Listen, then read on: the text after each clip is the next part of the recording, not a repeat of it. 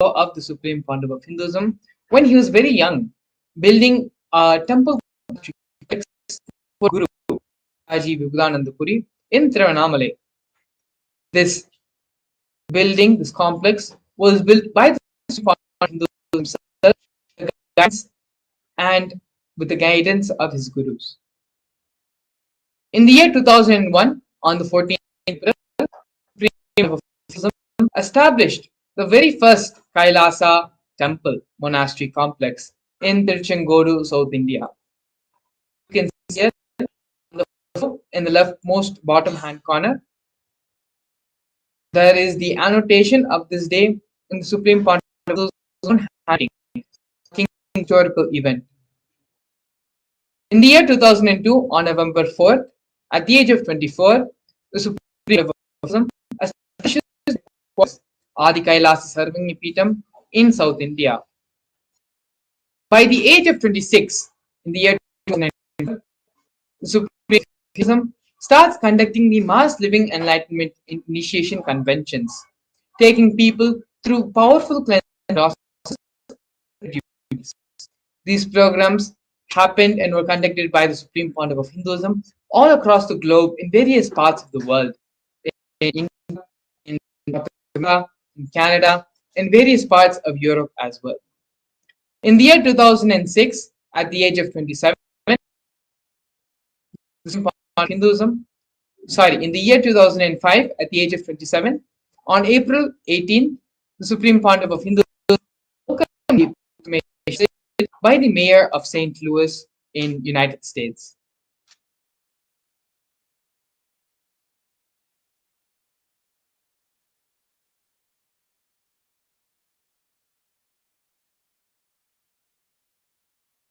Here we can see glimpses of the Supreme Pontiff of Hinduism conducting the Mass Living Enlightenment Conventions throughout the globe in various parts of the world. We have here some of the Supreme Pontiff of Hinduism conducting the Stress to De-Stress discourse in Oklahoma Medical Baptist Center in the United States, as well as other conventions.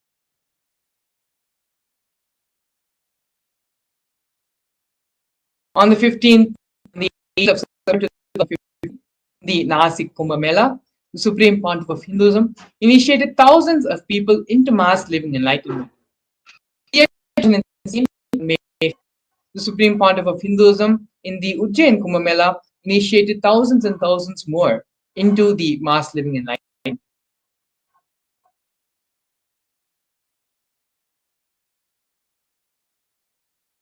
Here we can see the various coronations of the Supreme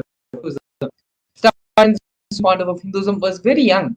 The Supreme Pontiff of Hinduism was ordained as the 233rd Guru Mahasannidhan Pontiff of Sarvanya Peetham, which is the Tondai Mandaladinam.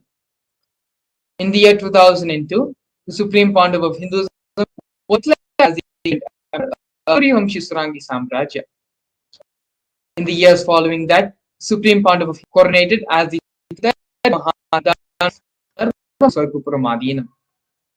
In the year 2012, the Supreme Pontiff of Hinduism was coronated as the 290th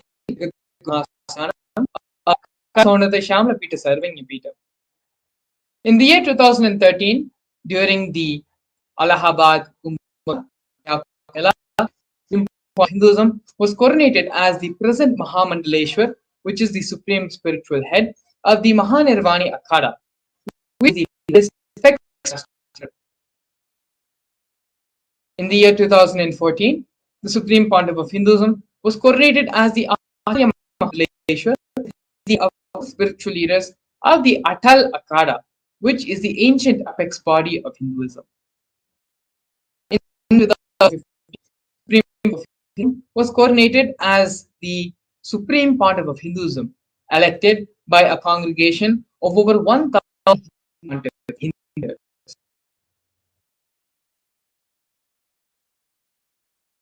Here we are now looking at the sovereign state of Kailasa. Kailasa is a cosmic, ancient, Hindu, enlightened civilizational nation whose vision is living enlightenment for all of humanity. Kailasa's mission is to revive and share with today's world the practical applications of the greater sciences, including Hindu cosmic physics, Hindu alchemy, Hindu cosmology, Hindu biology, Hindu mathematics, the manifest sciences as revived by the Supreme Pontiff of Hinduism. These sciences were once practiced freely in over 6 are now facing extinction due to the persecution which is happening over a millennium.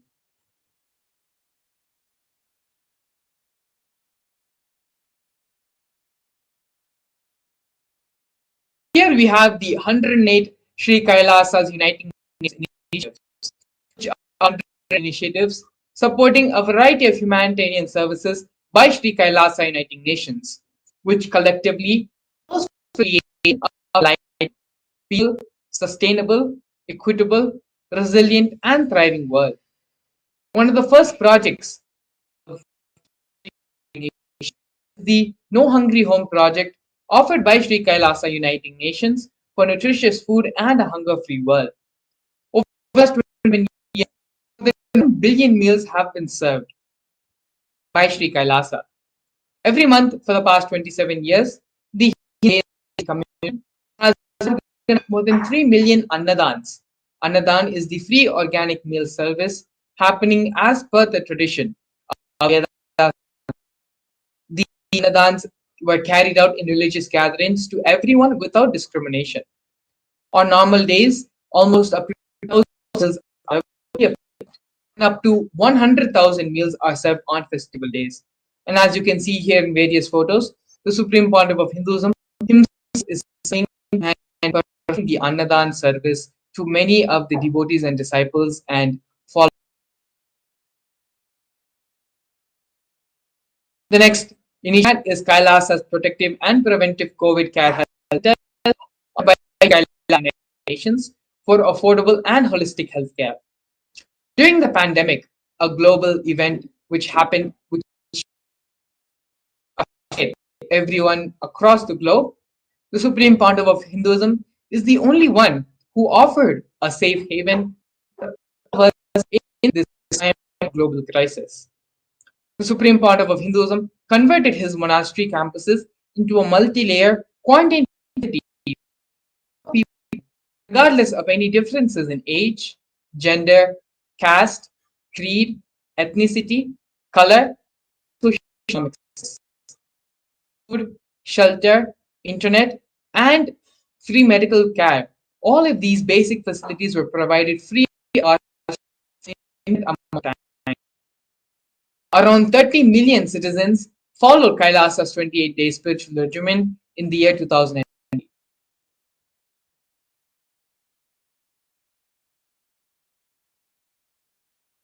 Here we have Sri Kailasa Uniting Nations offering for development in the projects of Nithyananda Hindu University and the Nithyananda Gurukul. The Nithyananda Hindu University is the Supreme of Hinduism and is the world's largest Hindu university. Nithyananda Hindu University has over 20 million students, 7,000 courses, and extended campuses in 150 countries. The Nithyananda Gurukul, which was inaugurated in December 2006, is the revival of an ancient Shaivite Guru disciple education system by the Supreme Pontiff of Hinduism. System based on enlightenment.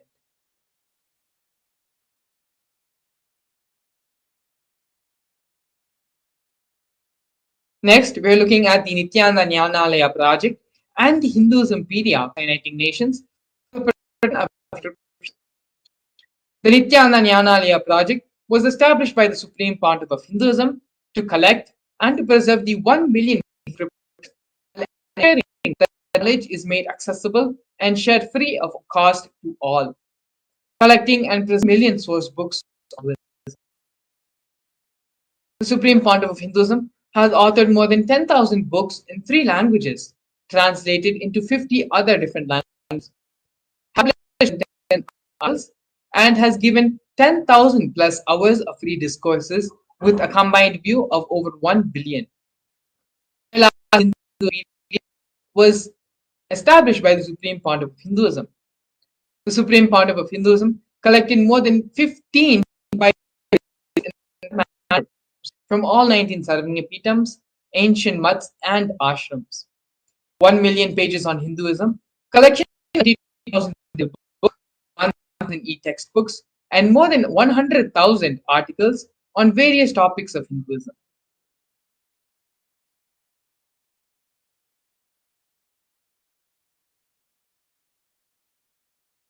Here we have Sri Kailasa Uniting Nations for Global Peace and on the influence for world peace.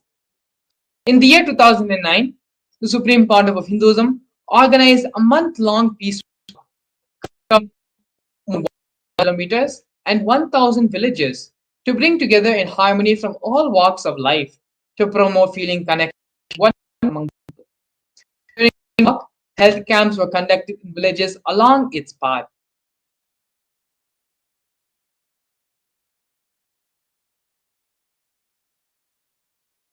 The next offering we are having from Sri Kailasa Uniting Nations is the Women Empowerment Programs for Employment and Equality. Kailasa's Yogini Sarvanyapitam established the yoga and meditation universities to improve life, emphasis on life solutions through Vedas and Agamas, empowering the indigenous rural women, fighting strong gender stereotypes, gender-based violence, and lack of inclusive and quality learning environments. Some of these initiatives include Kailasa's Sandhya, which is a financing service, Kailasa's Women Foundation and Women Empowerment Self-Help Centers, launched in 108 places of the world since its initiation in 2009. Kailasa's Ankita program, providing foundational literacy about the working of basic community service and infrastructure environments. Kailasa's program is providing vocational training programs to rural and indigenous women to provide equal opportunities and access to independent self-sufficient women.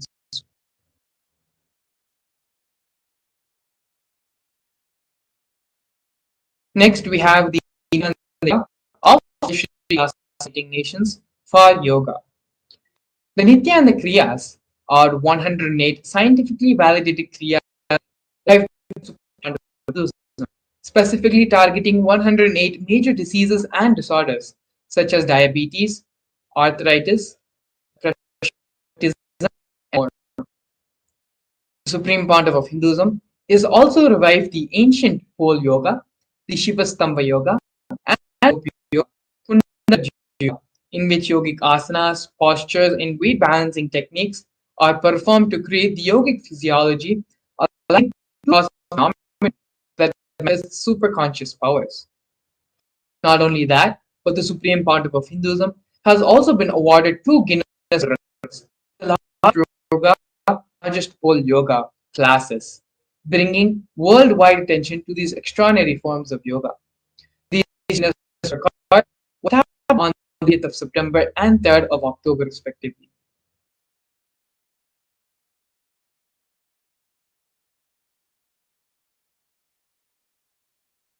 Here now, we're looking at one of the most historic moments in the history of Sri Kailasa, which is the establishment of Kailasa Nation in the United Nations. Kailasa, the first nation of Hindus, led by the Supreme Pontiff of Hinduism, Bhagwan Paramashivam, of the 2 billion global Hindu diaspora, at the 14th session of the United Nations Forum on Minority Issues.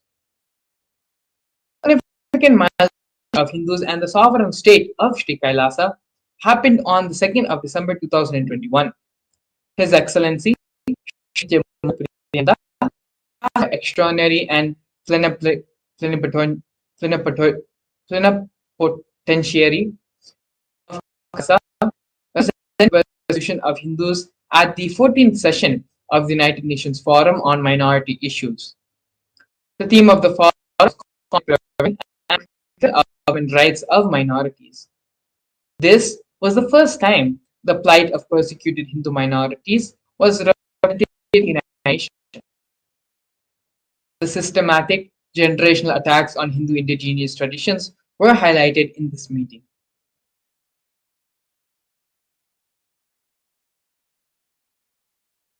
Here we can see the various torture and murder attempts by the state and non-state on the of the Supreme Pandav of Hinduism.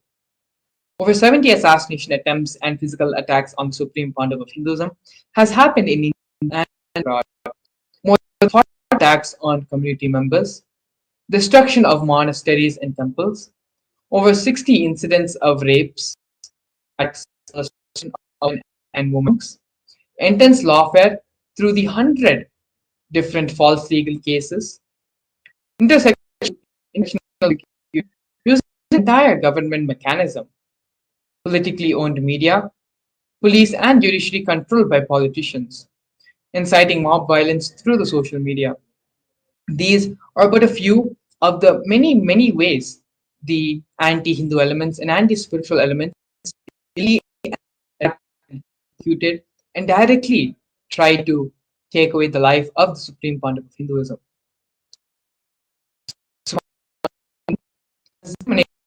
With persistence and resolution in creating and reviving the Hindu tradition,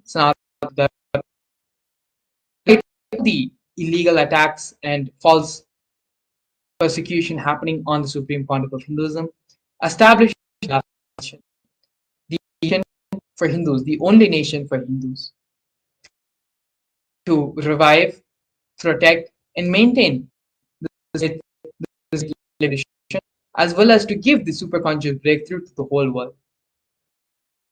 In the next segment, we're going to be learning about one of the most important aspects which is the Supreme Pandav of Hinduism is the reviving and giving the superconscious breakthrough to the whole world, and that is the science of power manifestation. In the next segment, we're going to be learning about the science of power manifestation, the scriptural reference for the powers of the manifestation.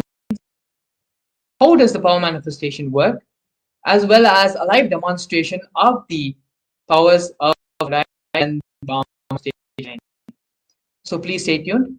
We'll have, after the break, we're going to be seeing a live demonstration of this science of power manifestation. Please stay. A more intelligently connected world leads to a brighter future. An enlightened humanity leads to a better world. During the Paramashivam program, we help people to discover their superhuman possibilities and help them to find and achieve the true purpose of their birth by giving them the techniques, practices, and methodologies from the Veda Agamas, the original source scriptures of Hinduism. The Supreme Pandav of Hinduism is the reviving the ancient original Vedas and Agamas in all its glory, in a user-friendly way for the modern mind. The Supreme Pandav of Hinduism is transforming human beings into divine beings, reviving, initiating, and replicating the 463 powers from the Agamas revealed by Paramashivam. The Supreme Pandav of Hinduism is not just giving solutions for every problem man faces, but is making them irrelevant to their lives by transforming human beings into divine beings.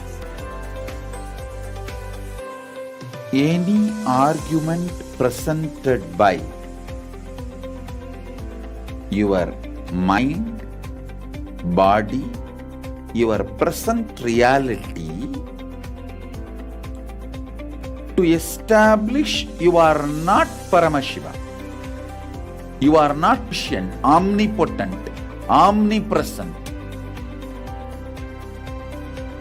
Anything presented to prove you are not Paramashiva is illegitimate. This is super determinism. Understand?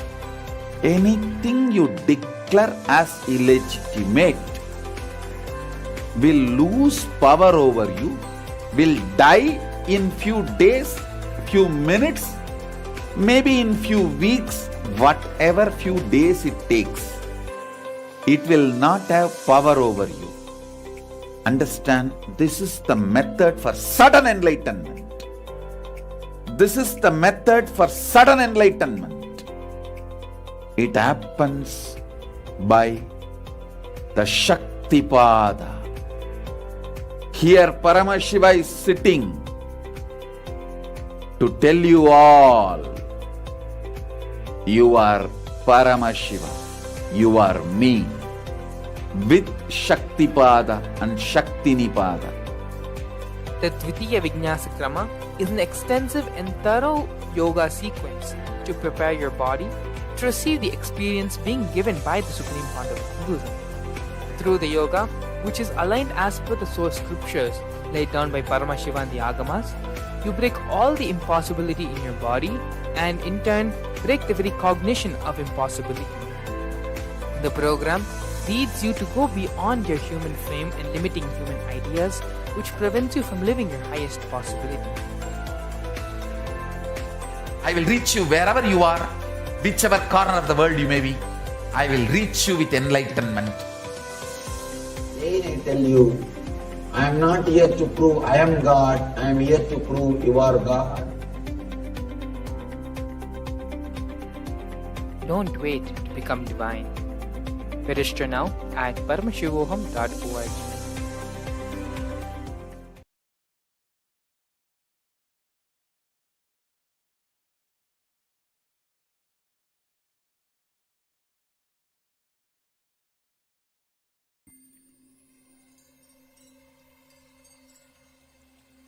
I welcome you all with my love and respect.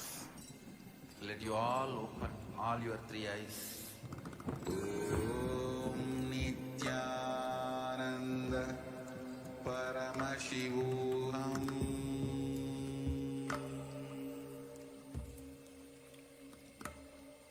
Om Nithyananda Paramashivam.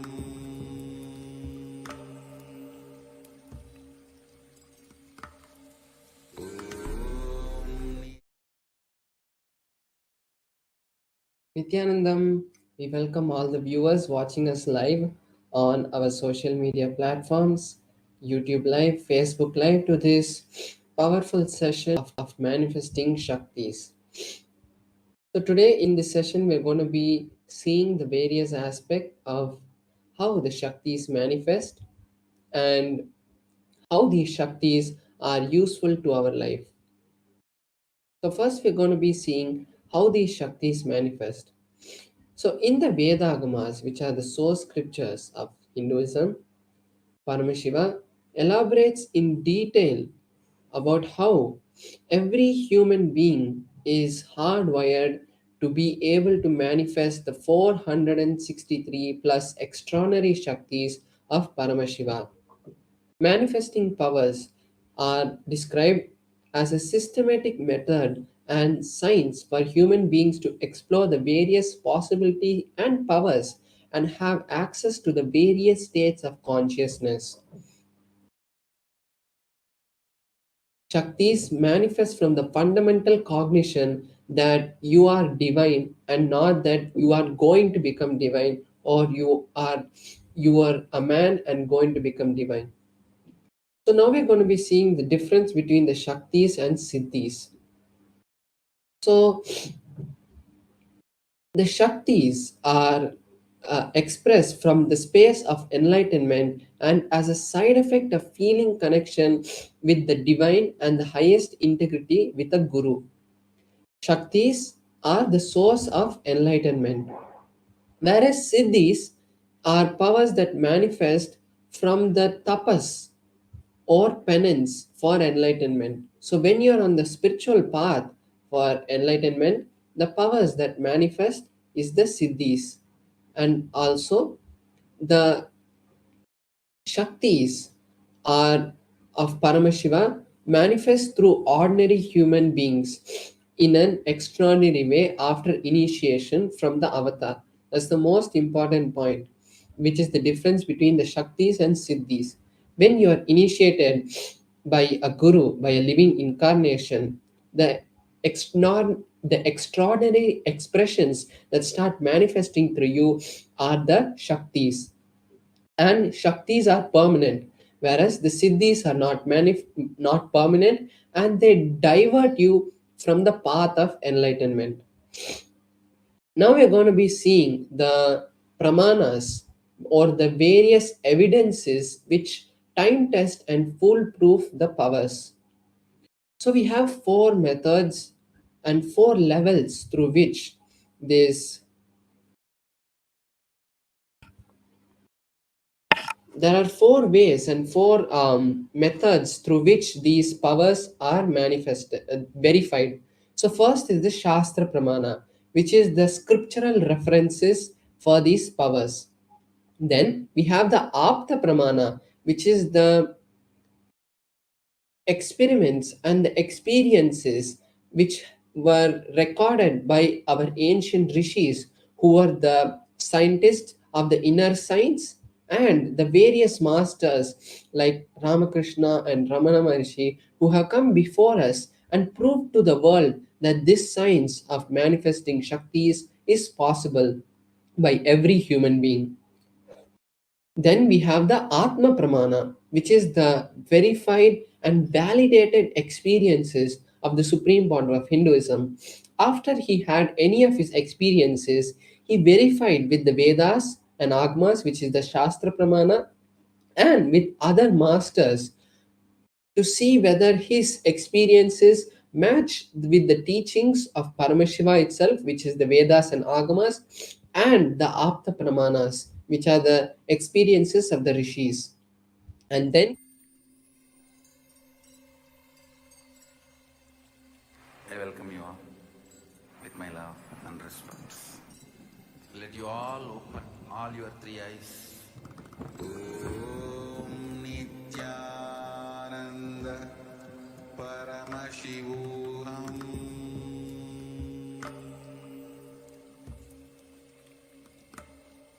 Om Nithyananda Paramashivam.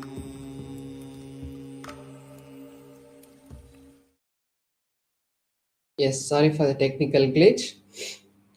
Then we have the Pratyaksha Pramana, which are the evidences for the manifesting of these Shaktis.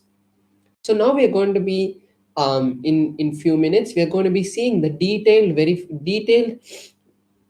details of each of these pramanas. So before that, we are going to be seeing the source from where do these powers manifest, and the answer is Paramashiva. Paramashiva is the primordial divinity in Hinduism, the ultimate reality and cause, which is self-effulgent, Swayam Prakasha, all-pervading, unclutching beyond time, space, form, and causality. The fundamental base of Avyakta, the ultimate, and the Vyakta, the manifest existence. And he performs the Panchakritya or the five cosmic acts. So, from that, this whole universe and this whole cosmos that we know is created. The ultimate truth about Shaktis are when the powerful cognitions, the jnana, is mapped into our consciousness, the prajna, it manifests as powers and possibilities, which is called prajnana. Now we are going to be seeing the detailed pramanas for these powers.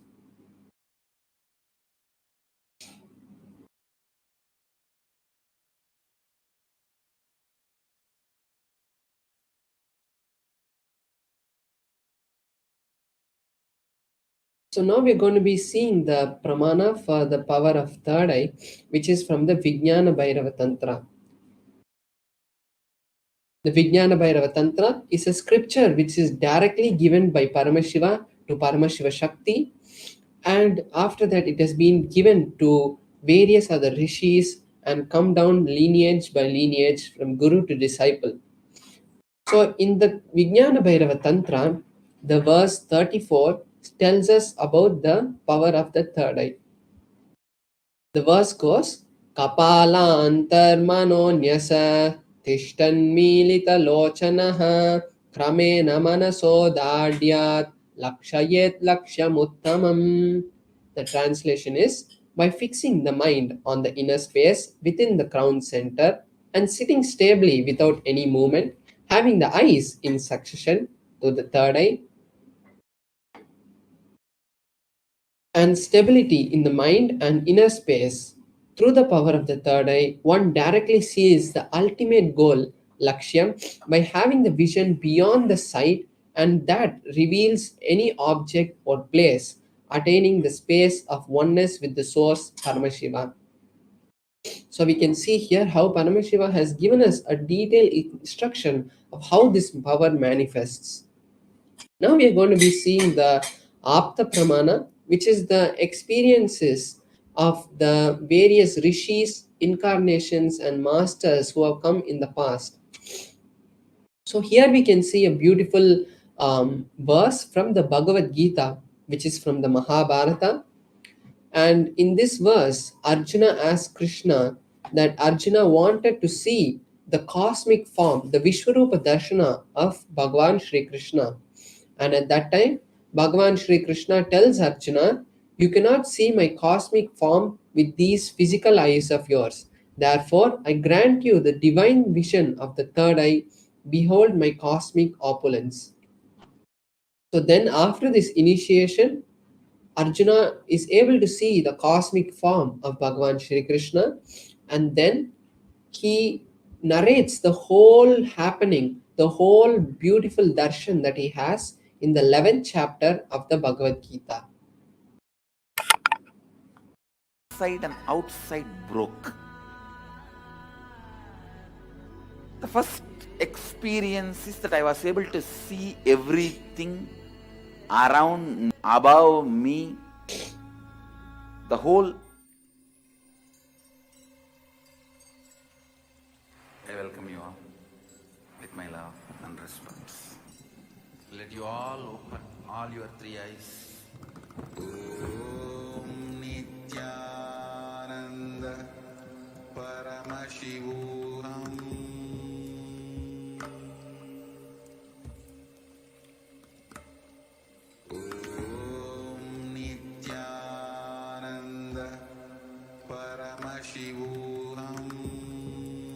Both I exist equally. Yes, so we're seeing the Atma Pramana, the experience of the sun, Supreme Pontiff of rising Hinduism. moon. So in the Supreme Pontiff of Hinduism's own words, he says, The whole quotes, Arunachala the hill, first experience all the that I was plants, able to see everything around me, above me, shrubs, the whole 360 degrees, 10 directions below me, everything I realized not only I was able to see, I was able to feel and experience all that is me. So we can see here how in the Atma Pramana, exactly what the Shastra Pramana said is being mapped as the Atma Pramana. Now we are seeing here the scientific study which was done on the third eye, directly on the Supreme Pontiff of Hinduism itself. So we can see here a picture of the Supreme Pontiff of Hinduism itself going through the scientific study, and they wanted to see how the third eye is working. So they had done the positron emission tomography, which is the PET scan on the third eye, on the brain, and they had found that almost 90% of the brain activity had suddenly concentrated in the frontal lobe region, which we call the third eye. So this is the amazing scientific research they were able to find, scientific understanding they were able to find from this, for the power of third eye. Now we are going to be seeing a power which manifests from the space of the third eye, which is the power of consciousness over matter. So first we'll be seeing the Shastra Pramana.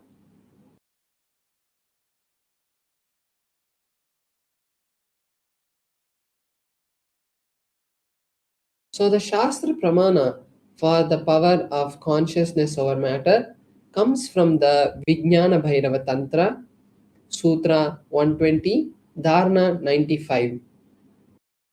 क्वचिद् वस्तुनि विन्यस्य Shanai drishtim nivartayet tadnyanam chitta sahitam devi shunyalayo bhavet.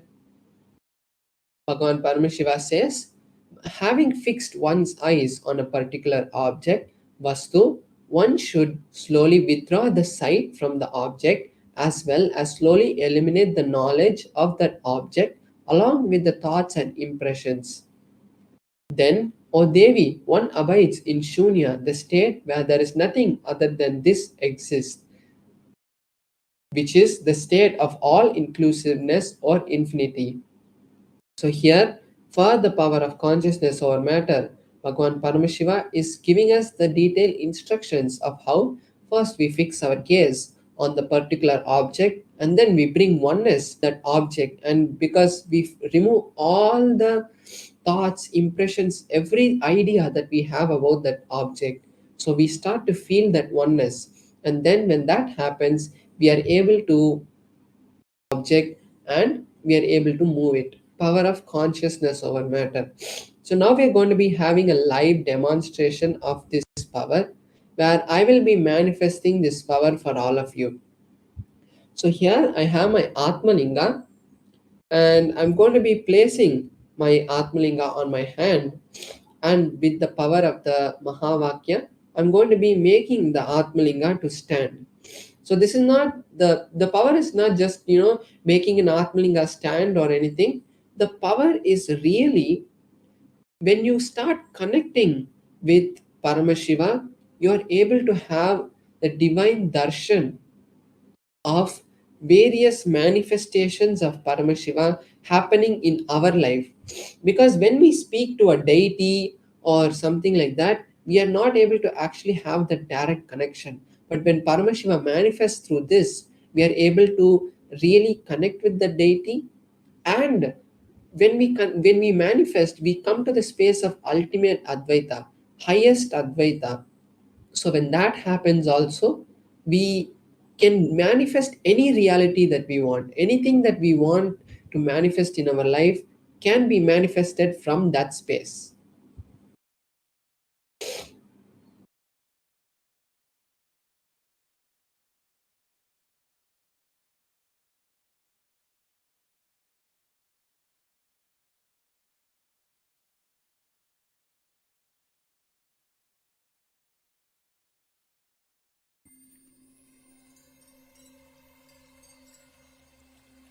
I welcome you all with my love and respect. Let you all open all your three eyes. Om Nithyananda Paramashivam.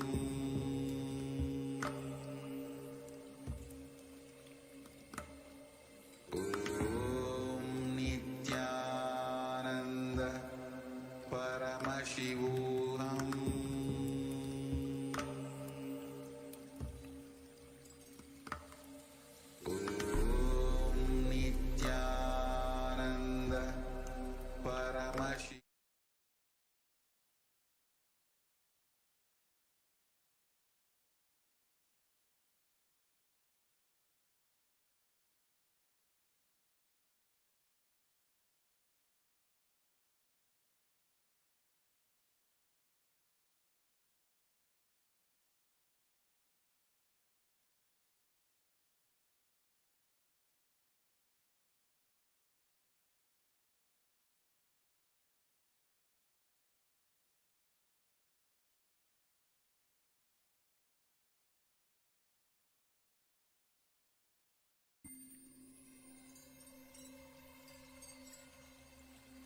I welcome you all with my love and respect. Let you all open all your three eyes. Om Nithyananda Paramashivam.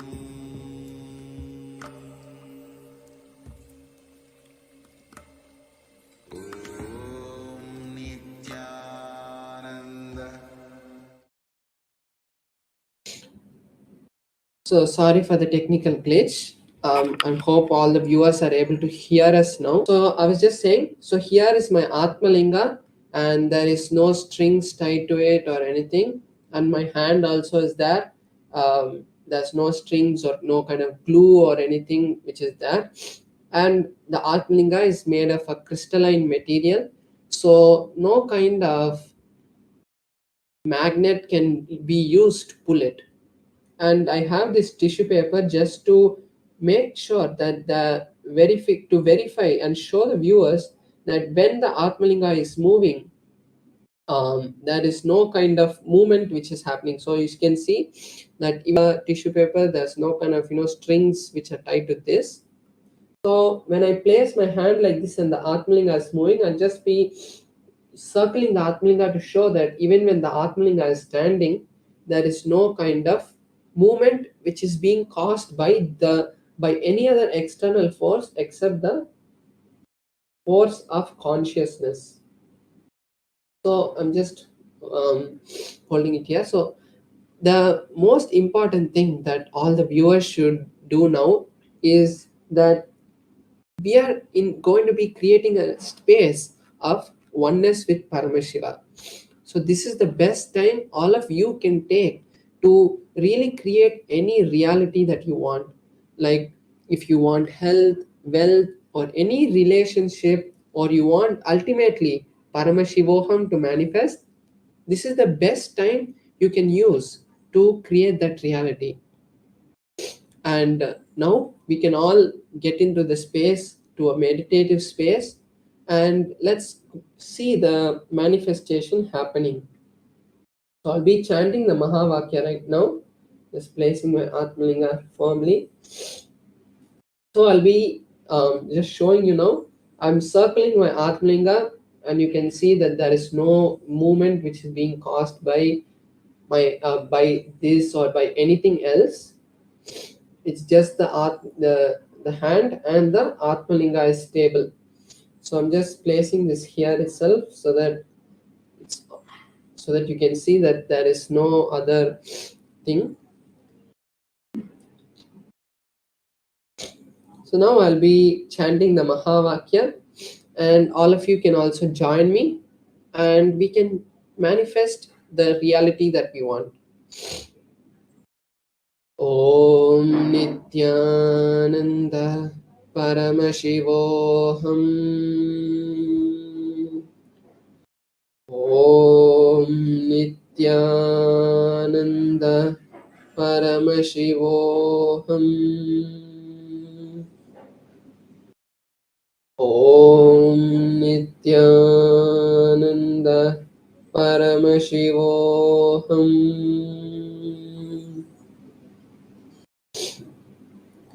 Om Nithyananda Paramashivoham.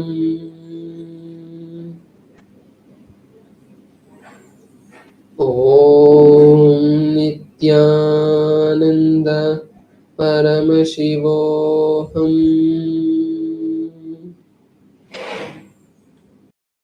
Om Nithyananda Paramashivoham.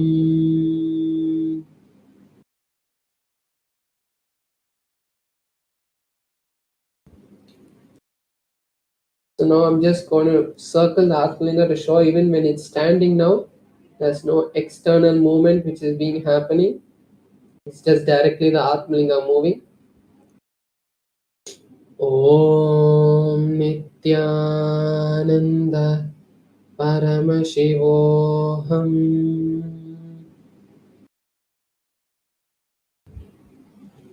Om Nithyananda Paramashivoham.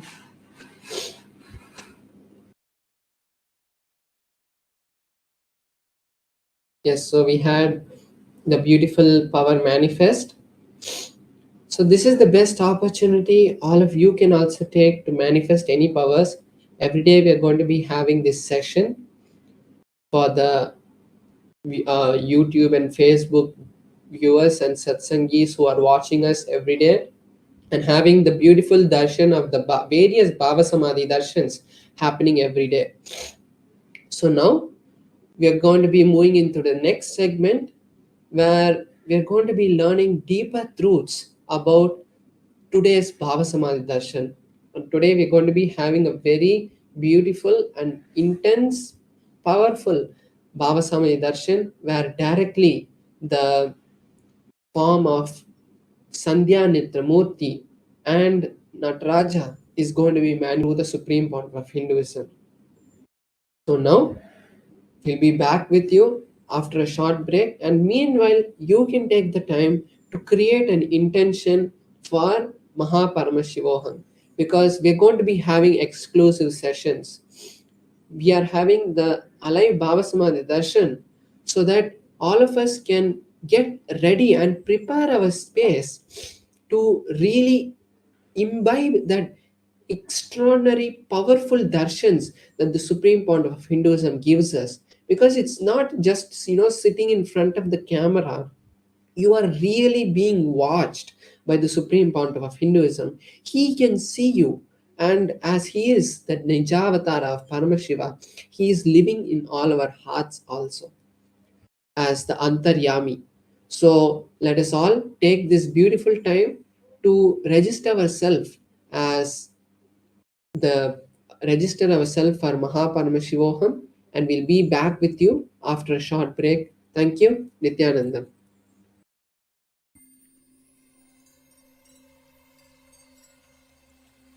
I welcome you all with my love.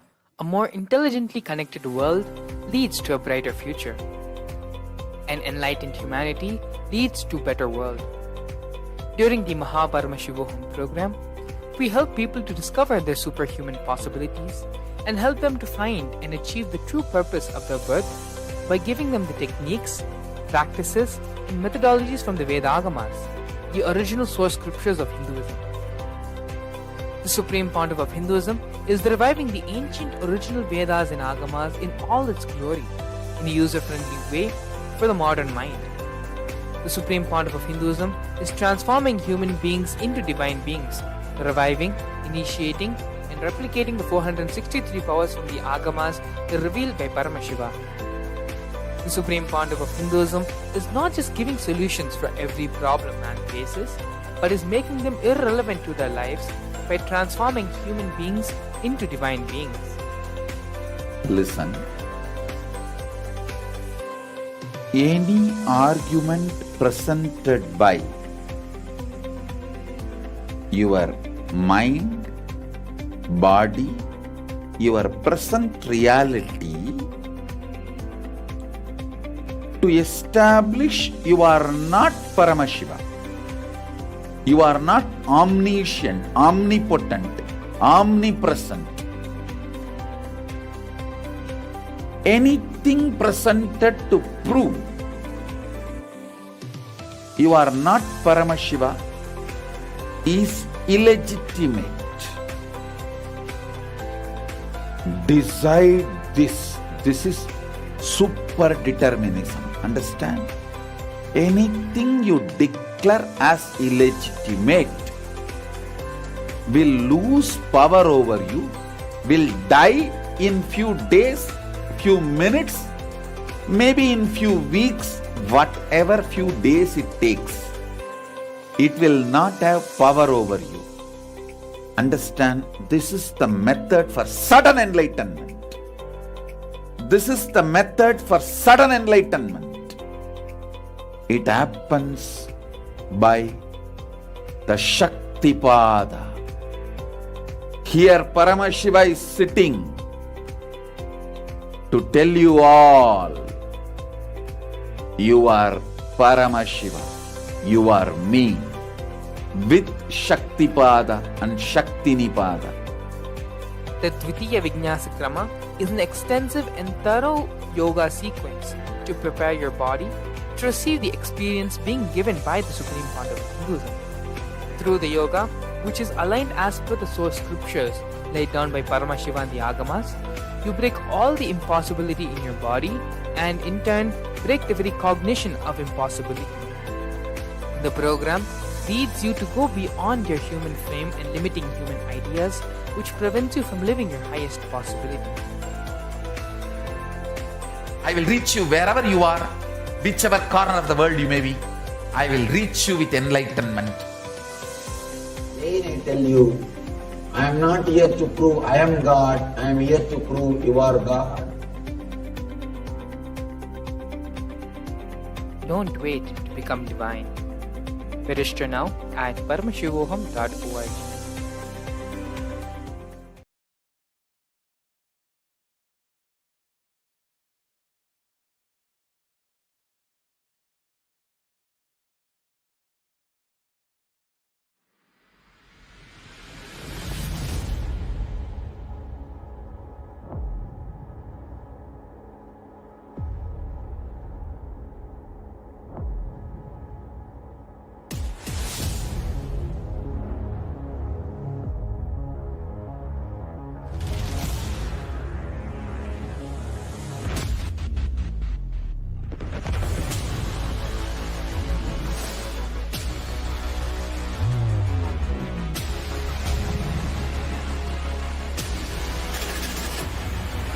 You will become Paramashivam. Namaskar everyone. Witness beautiful manifestation demonstration by Paramashivam Maharaj, who through the power of consciousness over matter and with the great Paramashivam Maharaj was able to become one, be in the space of oneness with his Atmalinga, of from horizontal position to a vertically standing position without touching it, without doing anything, just with the simple power of and being in this. This is just one of the many. I welcome you all with my love and respect. Let you all open all your three eyes.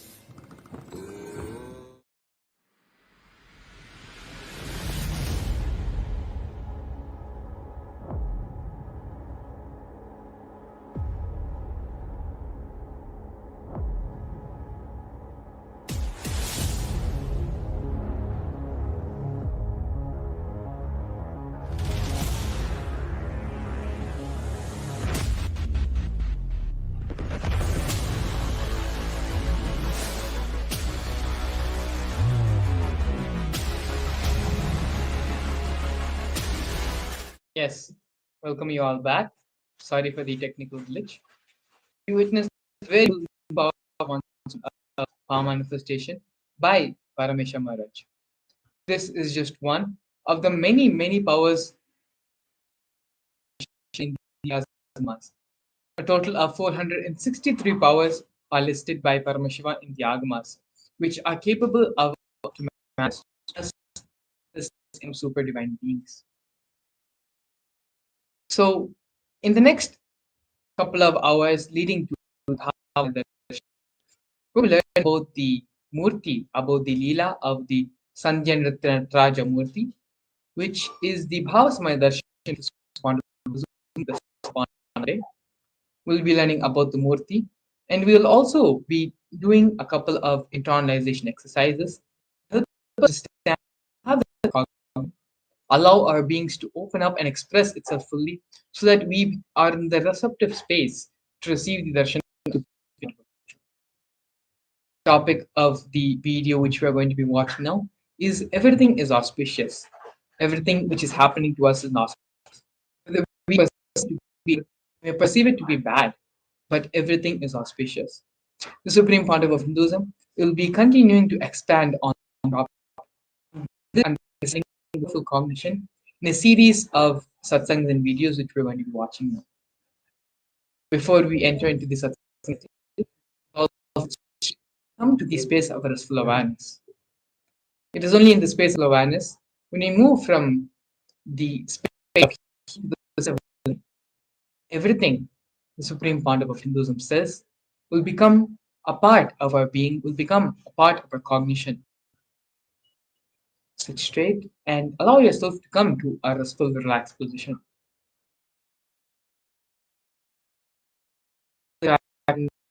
It's anything which is possible of distracting you, keep everything aside and just be and sit with yourself. Now enter into the satsang.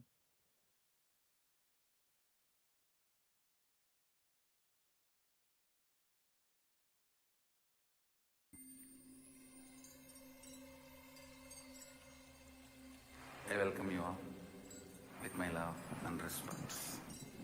Let you all open all your three eyes.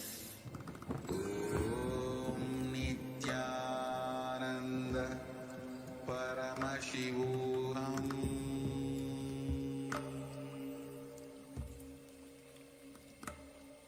Om Nithyananda Paramashivam.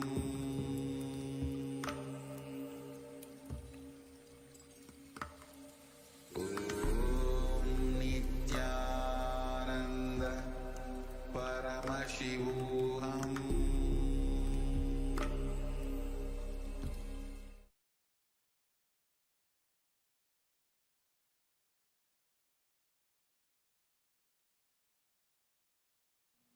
Next, Sandhya Nritta Murthy. See, Sandhya means the day and night meeting, and destruction, pralaya, and creation meeting. For you to understand roughly, you can roughly understand as ice age. During every ice age, he dances the cosmic dance. That is called Sandhya Tandava. Listen. Whenever you feel everything in your life is falling apart, suddenly business is collapsing, wife is leaving, and kids are not listening to you. It's almost like your whole life is going. What do you think as your life is going? Health is failing. Whenever you feel that pralaya is happening in you, meditate on the Sandhya Nritta Murthy. Invoke him. Mahadeva, you are doing your Sandhya Nritya in my life. Just show me you are doing the Sandhya Nritya. That's enough. He will simply manifest auspiciousness in you. Listen. He just wants you to know he is doing Sandhya Tandava in your life. If you recognize it, you will say, all right, come on. Now, it is time. Let's start the creation. Let the new yuga start. Let the new universe manifest. Let the new life manifest. If you want new life to manifest in you, connect with Sandhya Tandava Murthy. Nritta means Tandava. Sandhya Nritta Murthy.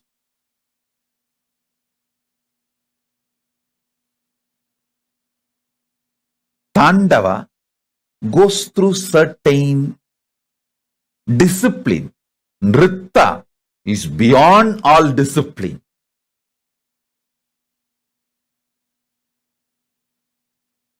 So, if you feel things are falling apart in your life, connect with Sandhya Nritta Murthy. Mahadeva, Paramashiva, I know you are doing Sandhya Nritta in me. Just reveal that you are doing Sandhya Nritta, so I'll be in peace. That's all. He will feel very shy. Hey, this fellow caught me. Now he knows my Leela. Okay, come on. All right. I'll create the new life for you. I'll manifest new life for you. Delusion will delude you as long as you have not recognized the delusion is deluding you. The moment you recognize delusion is deluding you, it can no more delude you. Delusion cannot delude you. The moment you recognize delusion is deluding. Actually, even this Sandhya Nritta Murthy we have in Seattle Temple. Seattle Temple, we have not only the huge Nataraja, Ananda Nataraja, we have some more dancing forms of Shiva. I think we have done that 108 dancing forms of Shiva and sent to different temples few deities, few forms. So Seattle has Ananda Tandava as in Chidambaram and Sandhya Nritta Murthy, and even Los Angeles has few more Tandavas of Paramashiva's forms. So connect with this superconscious mutation, Sandhya Nritta Murthy. You will realize nothing is falling apart, everything is falling in place.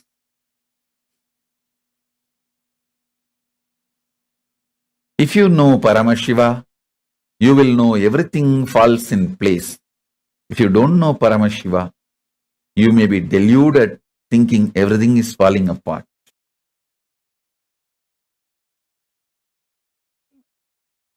Principle of creation getting created. Listen to that very carefully.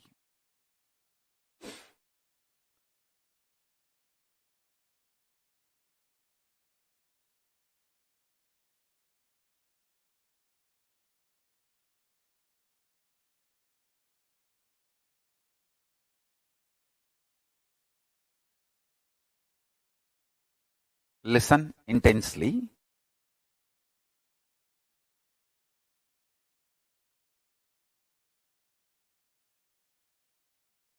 Principle of manifestation getting manifested.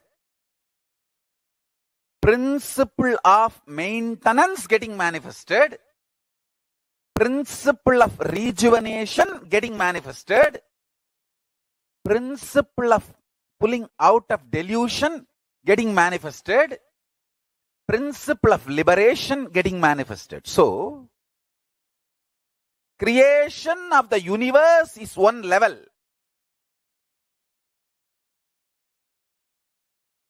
Principle of creation getting created. Creation energy getting created. So, the permutation combination of all these 5 into 5 is 25. All the 25 happening in you now. Now. Listen. If you meditate on this, you will understand. Some people manifesting in your life is creation. Some people leaving your life is rejuvenation. Some people getting back to your life is pulling out of delusion. Some people are adding bliss, joy to you, and you adding bliss and joy to them is liberation. All this, understand, whether it is people, places, object, health, anything you experience, it is all just the 25 principles manifesting, happening in you. If you are fighting with that happening, you are Jiva. If you are master of that happening, you are Shiva. If you sit now and complete with all these 25 happenings in your life, internally, externally, some good things getting created. Some things which you think as good getting destroyed, rejuvenated. Some things getting pulled out of delusion. Some things getting liberated. Listen carefully. Everything happening in you is auspicious. If you understand that, you are Shiva. Inside you, outside you, everything happening is auspicious. I tell you, once you are initiated,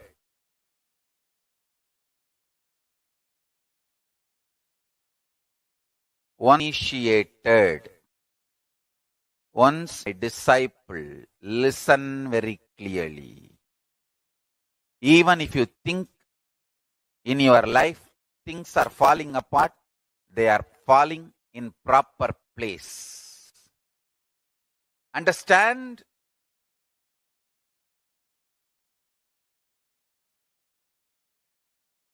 Nothing is falling apart. They are all falling in place.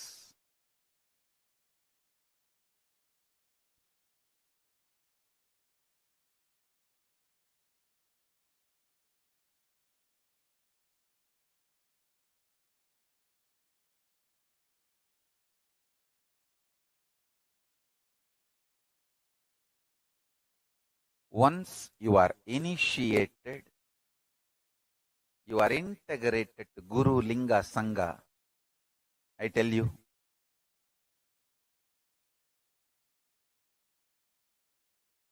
nothing falls apart. You may, even if you think things are falling apart in your life, they all fall in place. Understand that. Nothing falls apart. Everything happening is auspicious. Everything is falling in place for the higher purpose. I tell you. Once you sit with that clarity, you are Shiva. If you are able to come to that, if you are master of your life, you are Ishvara. I tell you, whoever is constantly in firefighting mode internally lives as Jiva. Whoever lives in ferocious mode internally lives as Shiva. So be very clear. If you are suddenly having lottery, wealth is getting manifested. If you are losing some money, the destruction of wealth is happening. But that does not mean you are a loser or something is wrong with you. You are Paramashiva. Things are not falling apart. Things are falling in place. Sometimes some wealth loss awakens strong, active, workaholic energy in you, which is, you might have lost few $1,000s, but the energy gets triggered in you, maybe worth of millions of dollars. I have seen this happening. So nothing is wrong, inauspicious. Anybody who soaks into this powerful cognition, whatever is happening is auspicious. First of all, that powerful cognition fellow, you will not be doing anything wrong. You will be living as Paramashiva. When somebody tries to attack you, they only create karma. It's not that you have some karma, because of that they are coming near. No, they create karma for themselves. You live in a pure Paramashiva space. You are integrated to your Guru. The powerful cognitions they manifest. It may be very simple word, but it will just open your Kundalini and make it into reality. Now, I am telling you about the most sacred secret of death. 5 into 5 means creation, sustenance, rejuvenation, pulling out of delusion, liberation. This 5 into 5, these 25 principles is happening now in you. Take this as powerful cognition. And everything happening inside you, outside you is auspiciousness. This powerful cognition will make you intelligent, strategic, brilliant, powerful. It will not make you lazy, tired, bored, powerless. No, understand that. It will bring so much healing and energy. especially when you are my disciple. When you are initiated by me, integrated to me, understand? It just manifests in you. Like if you have not abused me and you are not interested in abusing me, if you are clear about that, that's all. You are integrated to me. You are my disciple. Understand? If you are my initiated disciple and integrated to me, listen very carefully. This word may look very simple, but meditate on it. It will just open Paramashiva in you. Everything is auspicious. Whatever you think, good, bad, right, wrong, everything is just happening. Some thoughts getting manifested, some thoughts getting sustained, some thoughts getting distracted.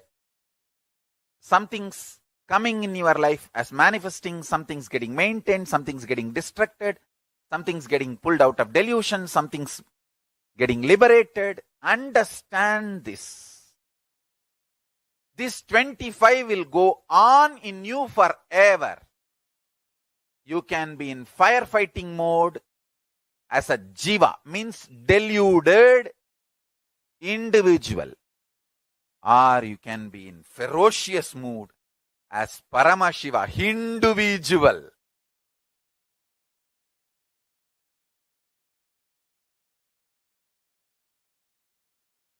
Be Paramashiva with the clarity, everything happening is auspiciousness.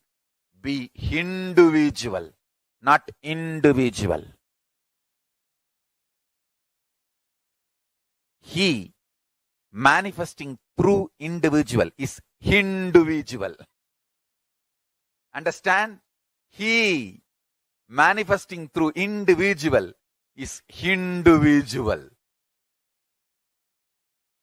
Understand? I tell you, with my tremendous love,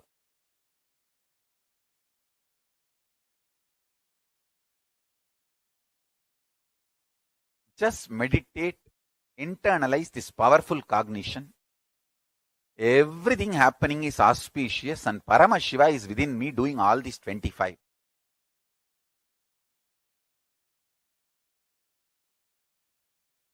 Your body, physical body,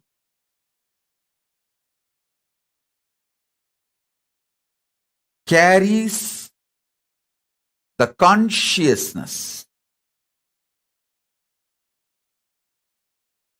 I use new word called Divya Sarira.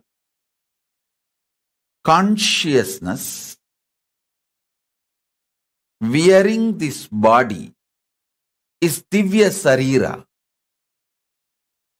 That consciousness getting more and more empowered. When the consciousness gets empowered, you don't feel suffocated by physical body and its limitations. Listen.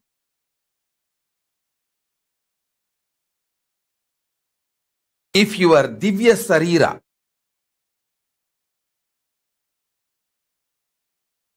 the consciousness which is holding your body, if that is empowered, you don't feel suffocated, limited, reduced by your body. Please listen.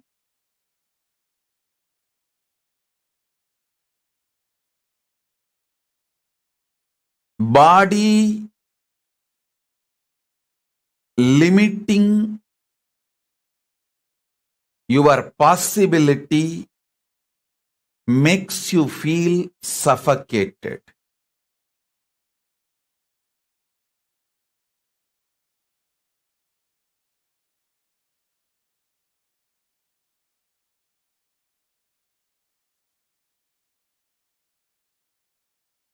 Not only the great powerful cognitions, and understandings about the secrets of the cosmos, all spiritual practices are focused with the purpose of empowering your Divya Sarira. Listen.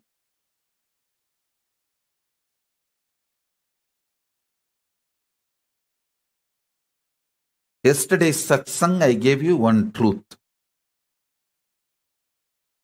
If you rest in Samadhi, you will see everything in your life is complementing your different aspects.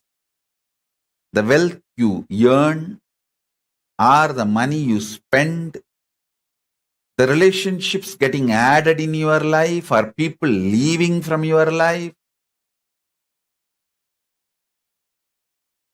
comforts and wealth, artha getting added or leaving, the higher values added to you and middle class values leaving you, everything, if you see, it just complements your expansion. If you get terrorized by your life, suffocated by your life without understanding, if you feel everything is chaos, everything is falling apart, due to your inner restlessness, you feel whole life is complication and incompletion. I tell you, nothing falls apart, everything falls in place. Nothing in life falls apart, everything in life falls in place. All of you should know, I don't teach the shit called positive thinking. No. First of all, I don't believe in that shit, and I don't teach that. Reality. I teach you the truth. You are intensely brainwashed by suffocating ideas about life by media and the so-called human society.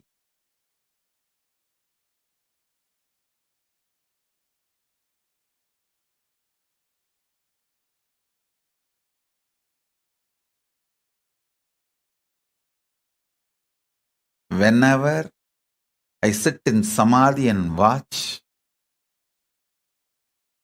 I see clearly everything is so auspicious. Not only I see it, when I see life as auspicious, my Divya Sarira gets so empowered. It just manifests powers and miracles.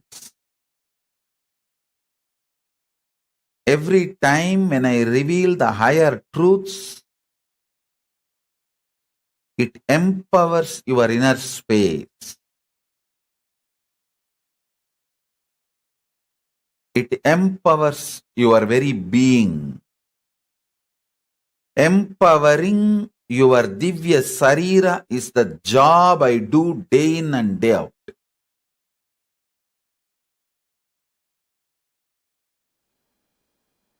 Whenever you look at any destruction as a reminder of your inauthenticity and irresponsibility, it is no more a destruction in your life. You learnt how to make anything negative into positive to strengthen your life.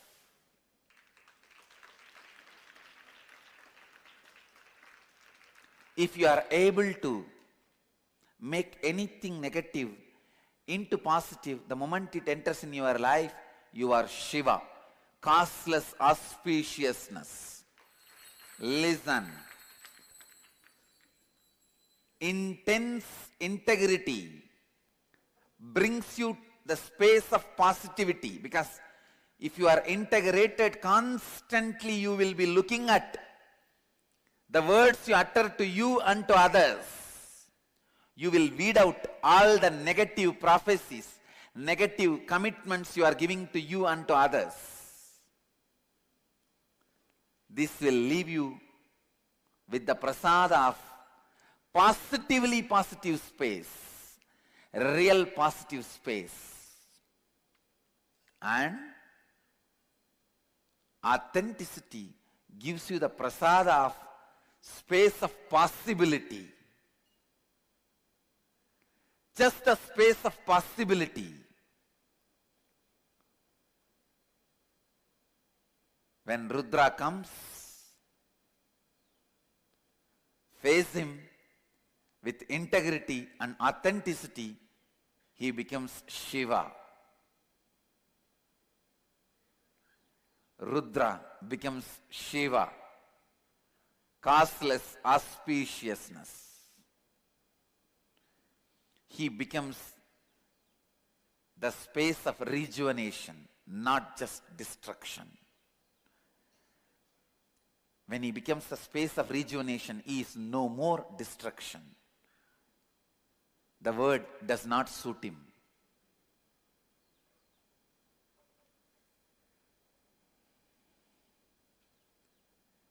The space of positivity, space of possibility,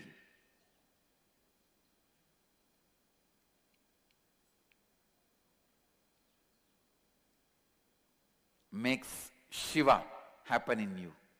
Shiva happen in you. Shiva happen in you.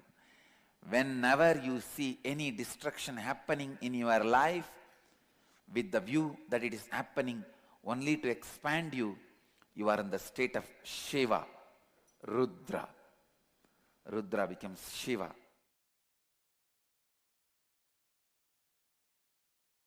Carefully.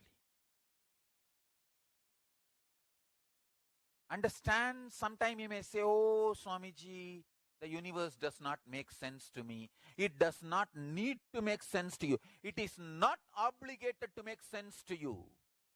You are obligated to make sense to Paramashiva. Understand, you deciding to make yourself sensible to Paramashiva is surrender to Paramashiva. I decided I will make myself sensible to Paramashiva. I will not bother whether Paramashiva makes sense to me or not. That is surrender.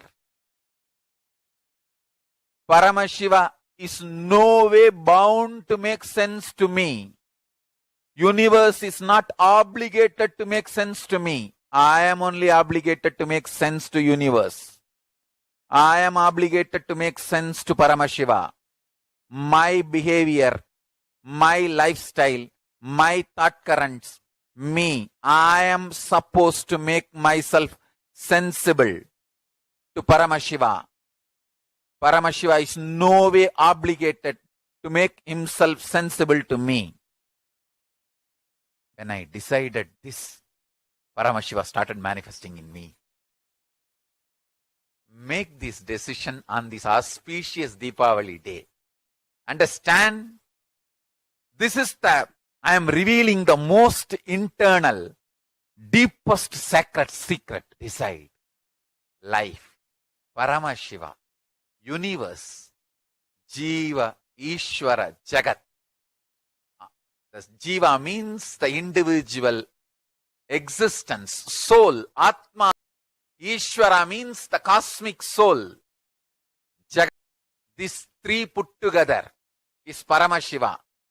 All this is not at all obligated to make sense to me. I am only obligated to make sense to Paramashiva. That is surrender. When I decided that, suddenly I saw everything started making sense to me and he started manifesting through me. I became insider. Understand? As long as you think world, universe should make sense to you, you will be an outsider. When you decide, universe is no way, Paramashiva is no way obligated to make sense to you. You are only obligated to make sense to Paramashiva. You become insider. Paramashiva starts revealing all the truths to you and he makes so much sense to you. Understand? When Paramashiva starts making sense to you, you feel just with life. Wow, life is dharmic. Nothing is negative in the universe. Everything is auspicious. Shiva. Shiva means in Sanskrit, causeless auspiciousness. And you'll be surprised to know some more details. In Sanskrit, the word for destruction, literally if you translate, it is not destruction. It is, the word means samhara. That is the word we use. That word means rejuvenation, creating place for new things happening. Wrongly we translate the word samhara as a destruction. The exact that Sanskrit word means creating new space for new things to happen. Rejuvenation. Even destruction can be looked from different dimension. Even destruction can be looked from different dimension. Rejuvenating or creating new space for better things to happen. Even the disease which happens to your body just creates a new space so that you can start having new body. You can get ready to live a new life. You can just restart the whole thing. So actually, restarting the whole thing can heal many of your wounds. There are some wounds which can't be healed just by going to sleep and coming back. There are some wounds which can be healed by falling asleep and coming back. You will forget. There are some wounds which can't be healed by falling asleep and coming back. At that point only you decide, let me restart the whole thing. Let me just refresh. Then you allow the body to have some disease so that it can start. You can drop this body and take a new body and start new life, the new way of thinking, new way of living, new way of expressing. Every moment when you move from one moment to next moment, you are expanding, you are growing, you are learning. If you look from this angle, even your death is auspicious because you are going to next step, you are going to further. Only if you are not clear about the next step, you will feel the fear of death. It is not even fear of death, it is fear of unknown. Fear of unknown. Present moment is the possibility of rejuvenation. If you are in the present moment, you will experience overflowing energy in the body. You will feel whatever is happening is auspicious. If you are caught with Brahma or Vishnu, you will not feel whatever is happening is auspicious. If you are caught in Shiva, if you are centered in the center, present moment, where future is disappearing into present and becoming past. If you are in the present moment, you will become like Shiva, who is rejuvenator, who is constantly creating space for new things to happen. You will be fearless the moment you are fearless about the things happening. You will feel everything happening around you is causeless auspiciousness. As long as you are caught in future, you will feel insecure, fear. If you are caught in the past, you will feel things are inauspicious. Life is dull, dead. If you are in the present, one more thing, if you are in the present, you will see very clearly the future which is coming inside you and becoming past leaves so much energy in you. Every moment you are just overflowing with energy. If you are caught by future, you are in fantasies, means castles in the air, no energy. If you are caught in the past, you are just a stone, a rock which can't be moved, dead, no energy. If you are caught in the future, air. If you are caught in the past, dead rock. If you are caught in the present, if you are centered in the present, you will be a flowing river, water. You will be just a flowing river. You will be just a flowing energy.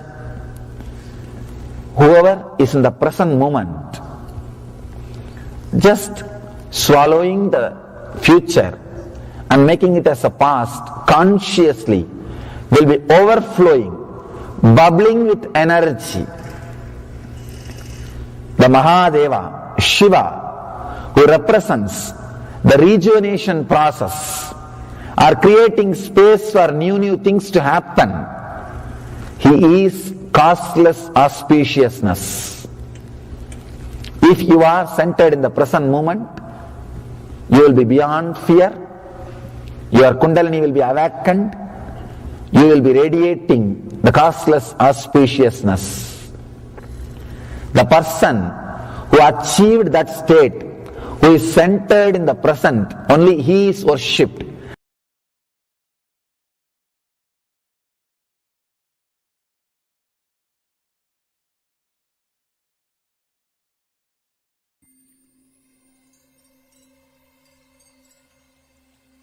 I welcome you all with my love and respect. Let you all open all your three eyes. Om Nithyananda Paramashivam.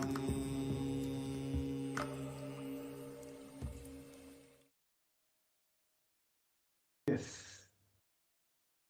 Now we all heard from the Supreme Pontiff of Hinduism, and we understood our own delusion that how we every aspect of our life thinking that everything is falling apart.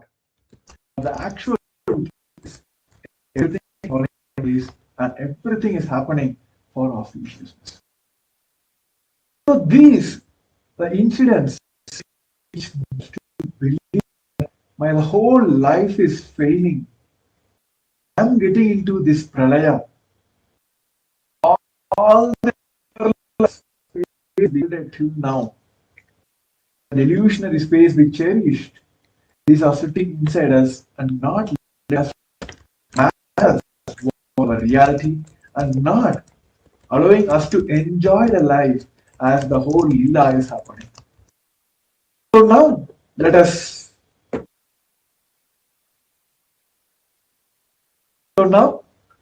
all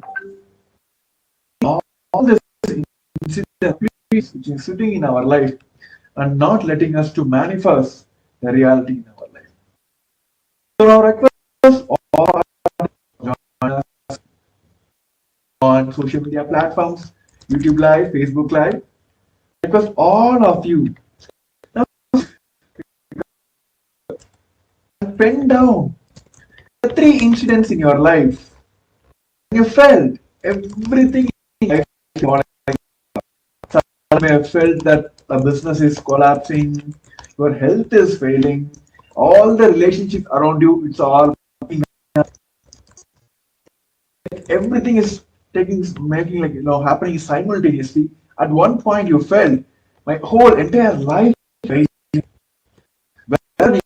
Whatever projects or initiatives you take, everything is collapsing. You thought that I'm having a life. So let us sit with ourselves and internalize and put down incidents in your life when you felt everything in your life is falling apart.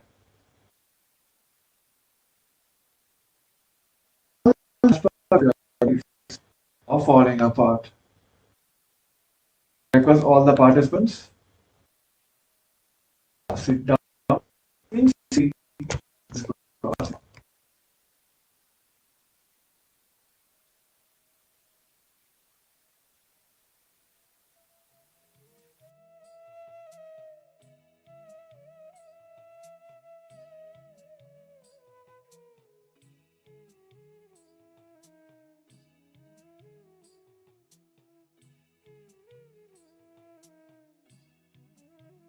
கேரியல ஒரு பிரச்சனையா இருக்கு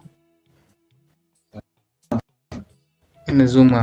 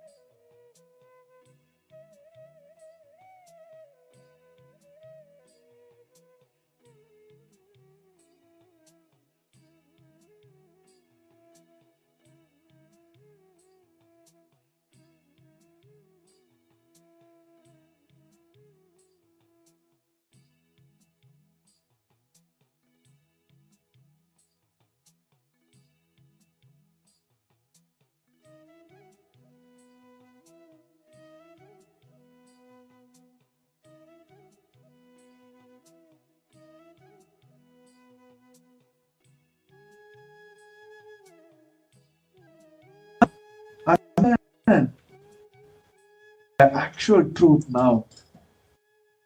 All the delusions will go on as well as not organized. The delusion is deluding you.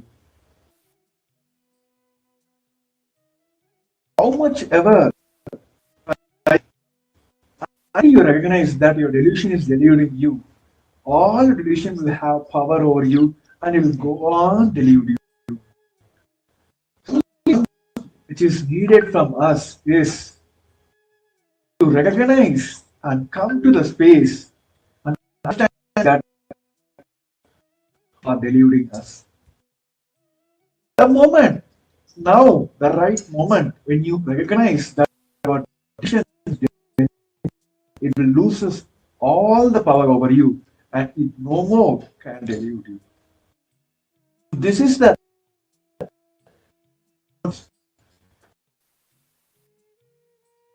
to consciously decide and recognize that all our decisions are being. The moment you come to this conclusion and understanding, all the delusions, perceptions, powerless cognitions, all you have, which is literally spoiling your, making you to fit in everything, making you believe that your life is falling apart, it just loses power over you, and you every time that your life is conscious. So let us make this strong decision.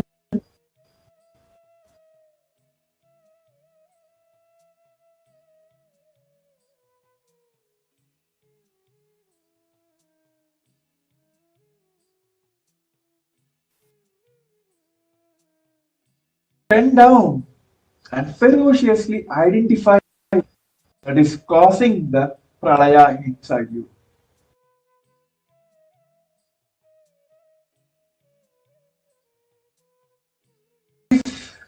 we come to this understanding that all this only because of my delusions,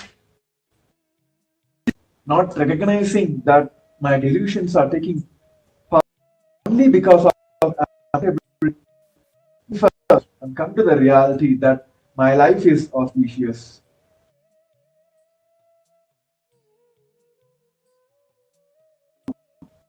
All sincerely do this process now and fully identify all the delusions that is causing the pralaya in you.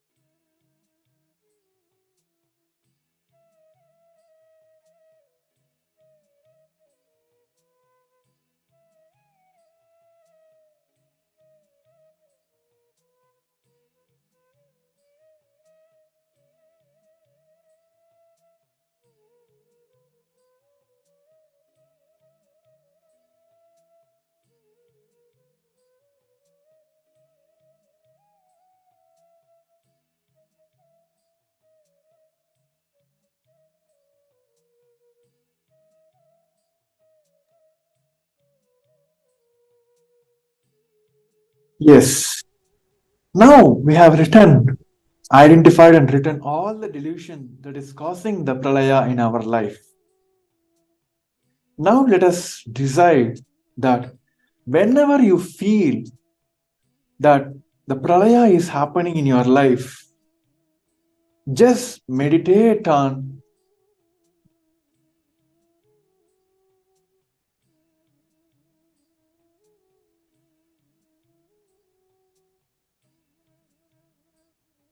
oh yes, sorry the technical glitch.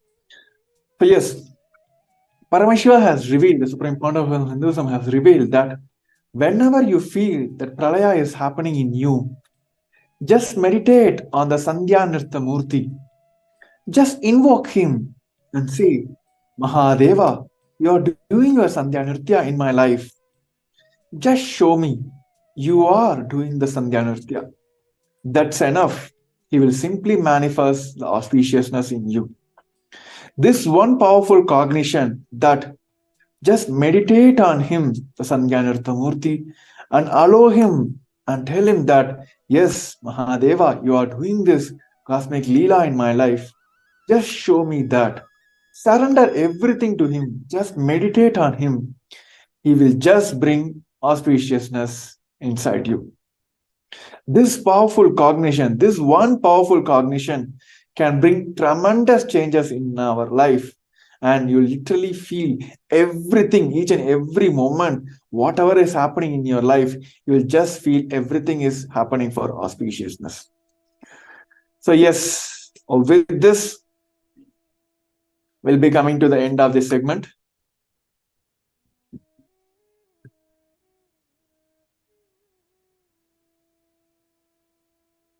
And also I request all the viewers on Facebook and YouTube. And now we'll be entering into yet another segment, which says, what is the benefit of all these Bhava Samadhi Darshans that Supreme Point of Hinduism is giving us during this upcoming Paramashivam? And also, what is this current world is facing as a problem, and what is the solution Kailasa is offering through the Paramashivam? So I request all the participants, you can take a few seconds, a few minutes to share the live to all your friends and families whom you feel they should get the benefit of this Paramashivam. And also you can share on your social medias how this one breakthrough, one understanding gives a breakthrough in your life.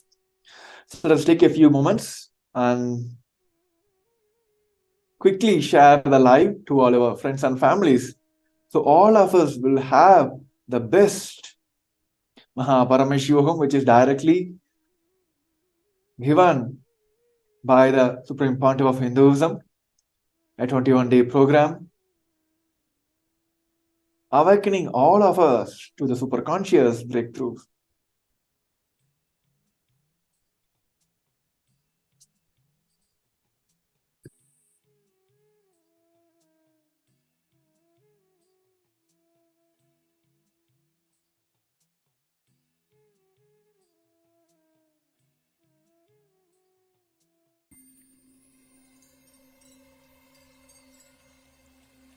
I welcome you all with my love and respect.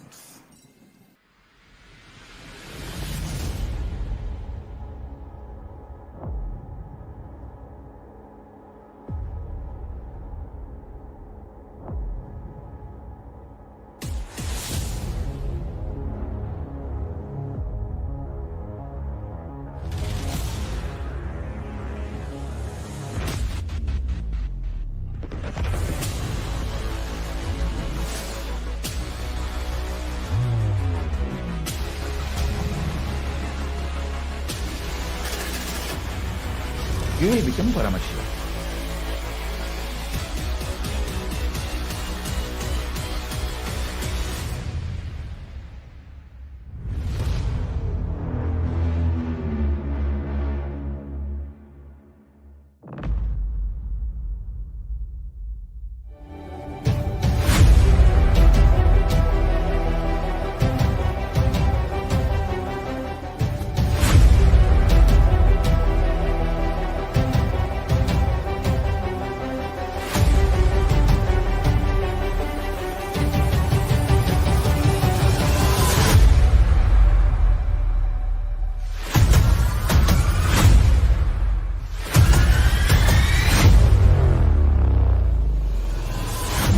whatever I shared till now, condensing the whole thing and reviving it as experience, starting from completion, unclutching,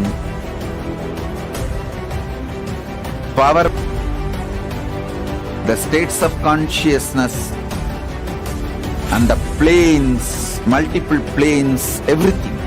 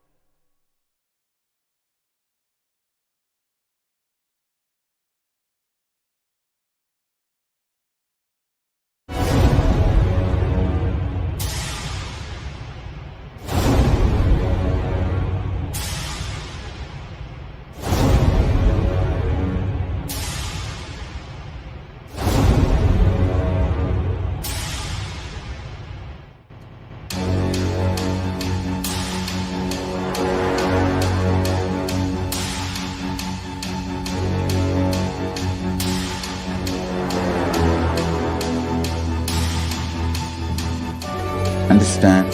Literally last 39 years from the age of 5, whatever Paramashiva manifested through teaching, speaking, writing, every way,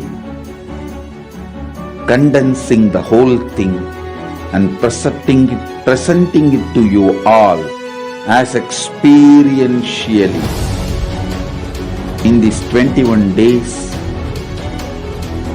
through this Jnana Charya, Jnana Kriya, Jnana Yoga, Jnana Jnana is Mahaparamashivoham. Lifestyle for just Paramashiva. Rituals to be just Paramashiva. Yoga for just being Paramashiva. Jnana, just Paramashiva. This Mahaparamashivoham is like literally the ultimate journey in a most safest way.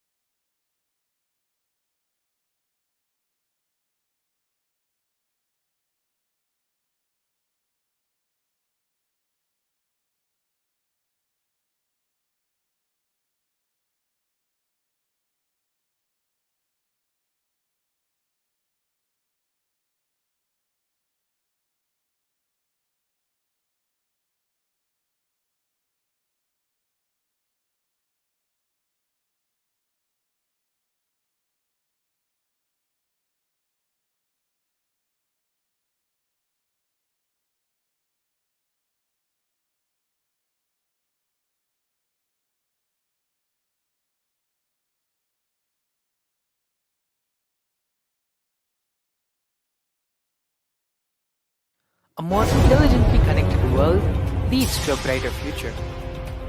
An enlightened humanity leads to a better world. During the Paramashivam program, we help people to discover their superhuman possibilities and help them to find and achieve the true purpose of their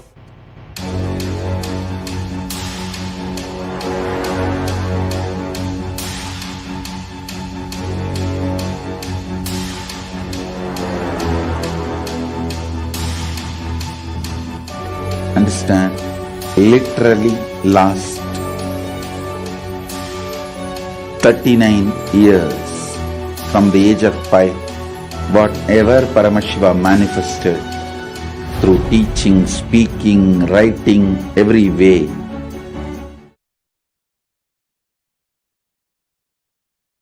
So in this today's segment, we have seen how Paramashiva is one of the wonderful truths about how we can perceive life as auspicious.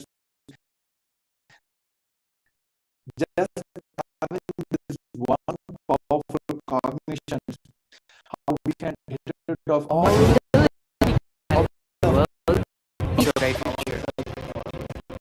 An enlightened humanity leads to a better world.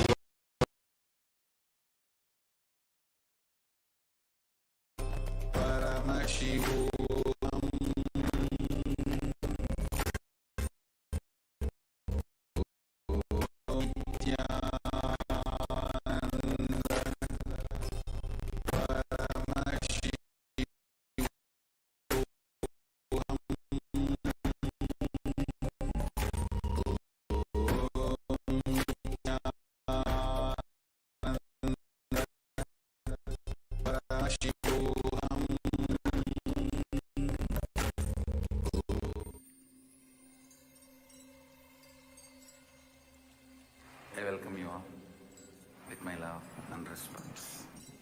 Let you all open all your three eyes. Om Nithyananda Paramashivam.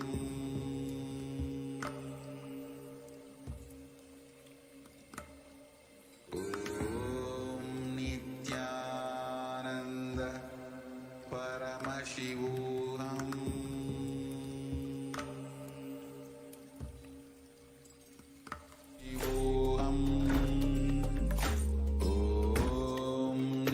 Nityananda Paramashivam. Om Nityananda Paramashivam. Om Nityananda Paramashivam. Om Nityananda Paramashivam. Ananda Paramashivam. Om Nityananda.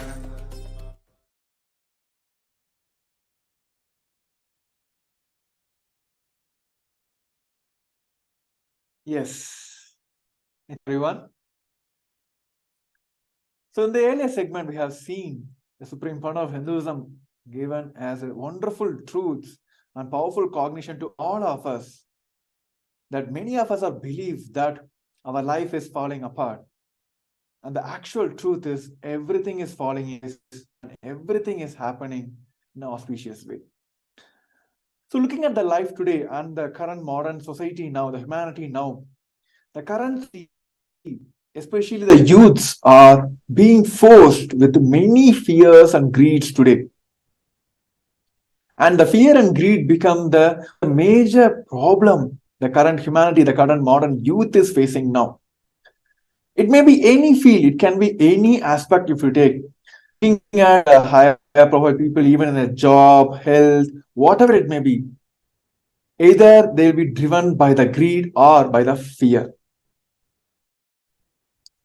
On the other side, the shocking news is there are so much of layoffs are happening across the globe. Just we have had a new year and it's not even over the first month of January. And almost like many multi-million companies, the tech companies had put down their almost like 20 to 50% of their staff as a layoff. So unemployment's going to be a one more problem this humanity, this modern youth going to be facing now. And there was a one more report from the article which also says around 75, more than 75% of the people feels either they are too much qualified for their job, and all the people are, of course, they are not satisfied and they are not happy with the job they are doing now. One side they feel they are overqualified for this job, another side they also feel that they are paid less for the job what they are doing. So these layoffs is the one more problem. You can see the statistics. Here, the largest tech layoff recently happened, and you can see the January 2023. Alphabet, Meta, Business, Amazon, Microsoft, all the super national companies has put down multiple percentage of layoffs. This is one side. Another side, you have seen the countries are going to have multiple debts. Yes, today there are so much of climatic issues are happening. So much of poverty is being still untackling one across the globe. Many of them are facing multiple issues. But as a country, as a nation, many nations are facing these debts. So what is the solution now? What is Kailasa offering here through this Paramashivam as a solution? The Supreme Point of Hinduism has explored and given the multiple signs just by having these fundamental energies. If you go in much deeper into the physics, have multiple levels of energies. One is the electromagnetic energy, the gravitational energy, nuclear energy, all that. Just by having and exploring these fundamental energies like gravitational and electromagnetic energy and energy, we get off this fear. A common man today in this world is always been having this one thing, fear and greed, as their day-to-day problem in their life. So today we're going to see about how this Kailasa's Paramashivam, which is directly connected by the Supreme Point of Hinduism, going to be a solution for all of us. Here in this program, the 21-day programs, the Supreme Point of Hinduism is giving us the multiple breakthrough sessions where each one of us will be given the initiation and the powerful cognitions where we can just, by simple kriyas and yogas, we can just get rid of this fear and greed. Because the modern day youths are the hope for the entire humanity. Right? And also I have with me Sri Nithyananda Maharaj. Also will be joining with me today or sharing more about how this Kailasa's Paramashivam is a groundbreaking event which the Kailasa is offering to the humanity. So those who like know more about the Paramashivam while you're listening to this episode, you can just head over to paramashivam.org and you can explore more on the website as well.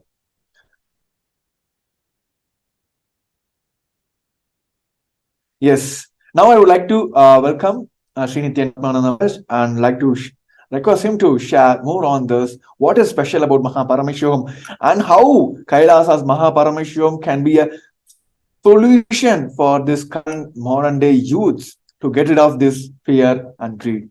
Nithyananda Maharaj. Yes, Nithyananda Maharaj, thank you so much. So this is the gift the Supreme Point of Hinduism is giving. So just by his very presence, just by his darshan, just by remembrance of him, just by giving a listening space, and just by being in that place. So in the Paramashivam series of processes, darshans, initiations, Swamiji gives and supports you with the accompanying knowledge of how to come out of whatever difficulties it is, or what it is you want to manifest in your life, the science of manifestation. So if we look simply at actually, how does the spiritual growth happen for any individual? Bhagavad Gita actually tells us in the second chapter, 61st verse, the Bhagavad Gita says, Tani sarvani samyamya yukta asita matparaha vashehiya sandriyani tasya prajna pratishtita. So the translation for this is, whether you believe it or not, whether you want to understand it or not, you are a person, you are an individual soul, reflecting pure consciousness. So if we look at actually just even how simply the spiritual growth happens. So you are an individual soul reflecting the pure consciousness. So this is our pure possibility to space, because we are a manifestation of an individual soul reflecting that pure consciousness. So we have the possibility, we just need to have the deeper layers, the higher levels unlocked, and strengthen our connection and the manifestation of that superconscious energy in our own individual life. So this is precisely what the Supreme Point of Hinduism does. This is exactly what happens by spending time entangling, connecting with the Master. So how does this spiritual growth happen? Swamiji reminds us, your conscious decision to empower the oneness experience is enough for the oneness to blossom in you, the oneness to take over you. It's just declaring your willingness, the conscious willingness. So just saying your yes, is enough. And this again and again is what the participants in the Paramashivam are sharing, that just by having that innocent listening space, just by spending that time with the Supreme Point of Hinduism, all the patterns are removed and all the possibilities manifest effortlessly. So moving on to actually just review something about the spiritual practice, your DNA. So this is a lot of the studies of epigenetics is showing how your spiritual practice actually can change your DNA. So for example, some of these studies are saying boosted genes had 3 main beneficial effects: improving the efficiency of mitochondria, our house of cells, boosting insulin production, which improves control of blood sugar, and preventing the depletion of telomeres, caps on chromosomes that help DNA stable and so prevent cells wearing out and aging. So these are some of the benefits that have been shown through the spiritual practice, the impact on your DNA. This is called the study of epigenetics, that the cell energy is boosted and the blood sugar becomes stable, and your chromosomes engage in this process of anti-aging because they are more resilient. And also this study is telling clusters of genes that became less active were those governed by a master gene called NF-kappa B, which triggers chronic inflammation, leading to diseases including high blood pressure, heart disease, inflammatory bowel disease, and some cancers. So it's showing that spiritual practice can down-regulate genes that cause inflammation. So by engaging in spiritual practice, we reduce the inflammation, which leads to these various kind of diseases like high blood pressure, heart disease, inflammatory bowel disease, and some cancers. So this is some of the modern science catching up slowly with the Vedic science and the initiations during the Paramashivam from the Supreme Point of Hinduism. So just a reminder, paramashivoham.org, you can enter your intention now. So is it possible for me? Is it possible to live a superhuman life in the human body? Does the third eye awakening really exist? And can such awakened states be transmitted from master to disciple? So the answer is yes. This is the very purpose of the happening of the Supreme Point of Hinduism, the incarnation, the avatar of Paramashiva, to give this superconscious experience as our experience. So the avatar happens in human body to transmit the powerful cognitions, because when your even your 2 eyes see something happening, that same happening gets recreated in your system, whether it's fear, violence, swimming, laughter, joy, etc. That gets recreated. So your system automatically recognizes and connects with the space of the supreme point of Hinduism, and the neurons inside of you start mirroring the avatar's neurons. So literally, this is the superconscious mutation process and formation of your DNA, because the cells start functioning as the avatar's cells function. So it's effortless initiation from the avatar. So this is some of the scientific study done on previous programs, gifts from the Supreme Pontiff of Hinduism, that has seen this increase in cellular energy. So the quotation from the study says, 100% of participants of this particular study recorded a drastic increase in energy levels, average 1300%. Such an increase is clearly impossible through any other known means, such as exercise, yoga, or fitness training, which can affect a maximum of 40% increase in the muscles. To see this in the red or white cellular energy is very unusual. So this is something that modern science has never seen before. Modern science, meaning the last few hundred years, has never seen before. The scientists conducting the study in the 21-day program with the Supreme Pontiff of Hinduism measured this 1300% increase in mitochondrial cell energy, which you get a maximum if you get a 40% increase in the muscular mitochondrial energy. That is a good impact from doing, say, intense gym or yoga. 1300% for all is unheard of, and that in the red or white cellular energy is extremely unusual. So already the Kundalini awakening, initiations and darshans from the Supreme Pontiff of Hinduism during the Paramashivam, these experiences has already been shown to be literally off the charts of what modern science has ever seen. So this is why again and again we hear the participants saying, all these things are happening effortlessly. The transformation is happening without me doing anything. Patterns are simply falling away. And even I have to be careful what I think, because what I think starts happening. So this is the science of traveling to higher lokas. It means the higher conscious levels.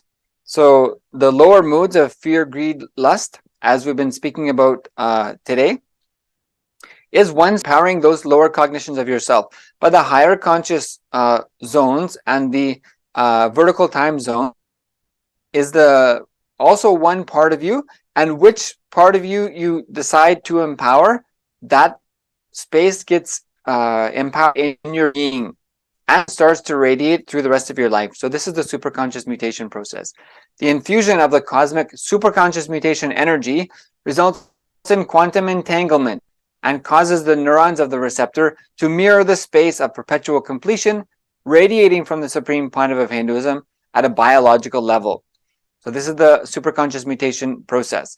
By empowering our the aspects of us in the higher lokas, and by experiencing those higher states of consciousness, and by mirroring the neurons of the Supreme Pontiff of Hinduism during the processes, initiations, and darshans, it literally transforms the neurons and cells of our system. So the mutation happens through the superconscious grace and initiation. So let us hear more personalized experience of how this transformation process happens, and what is the experience of liberation of fear and greed, and various other aspects that happen during the Paramashivam. Just a reminder, paramashivam.org is the simple link to enter your intention. And you can go to actually ecitizen.kailasa.org, and you can register to be an e-citizen of Kailasa, Kailasa, the First Nation for all Hindus, reviving the Enlightenment science for the entire humanity. So paramashivam.org and ecitizen.kailasa.org. Register your intention, whatever it is. See, the whole science Swamiji is giving is your thought, and your intention becomes reality just by a decision. So Swamiji again and again is initiating and empowering us to take the actions necessary to manifest your reality. The lower moods, fear, greed, are not required. So let us hear some more first experience from participants from the Paramashivam and these beautiful giftings of Darshan initiations from the Supreme Pontiff of Hinduism, Jagat Guru Mahasannidhanam, Bhagavan Sri Nithyananda Paramashivam. I'd like to now welcome Jared Aya from Ohio in the USA to share some of his experiences with the Supreme Pontiff of Hinduism and the Paramashivam. Aya, thank you so much for joining us. Welcome. And if you would just unmute yourself, please, and just give a brief introduction for everyone here. Thank you so much, Nithyanandam. Nithyananda. Thank you. So my name is Jared Fuller. I'm 24. I'm from Ohio, and I was introduced to Swamiji in 2017. So my name is Jared Fuller. I'm 24. I'm from Ohio, and I was introduced to Swamiji in 2017. So my name is Jared Fuller. I'm 24. I'm from Ohio, and I was introduced to Swamiji. I'm having a bit of a lag here. Yes, we're just Okay. Great. We're just reviewing your introduction. So so thank you. And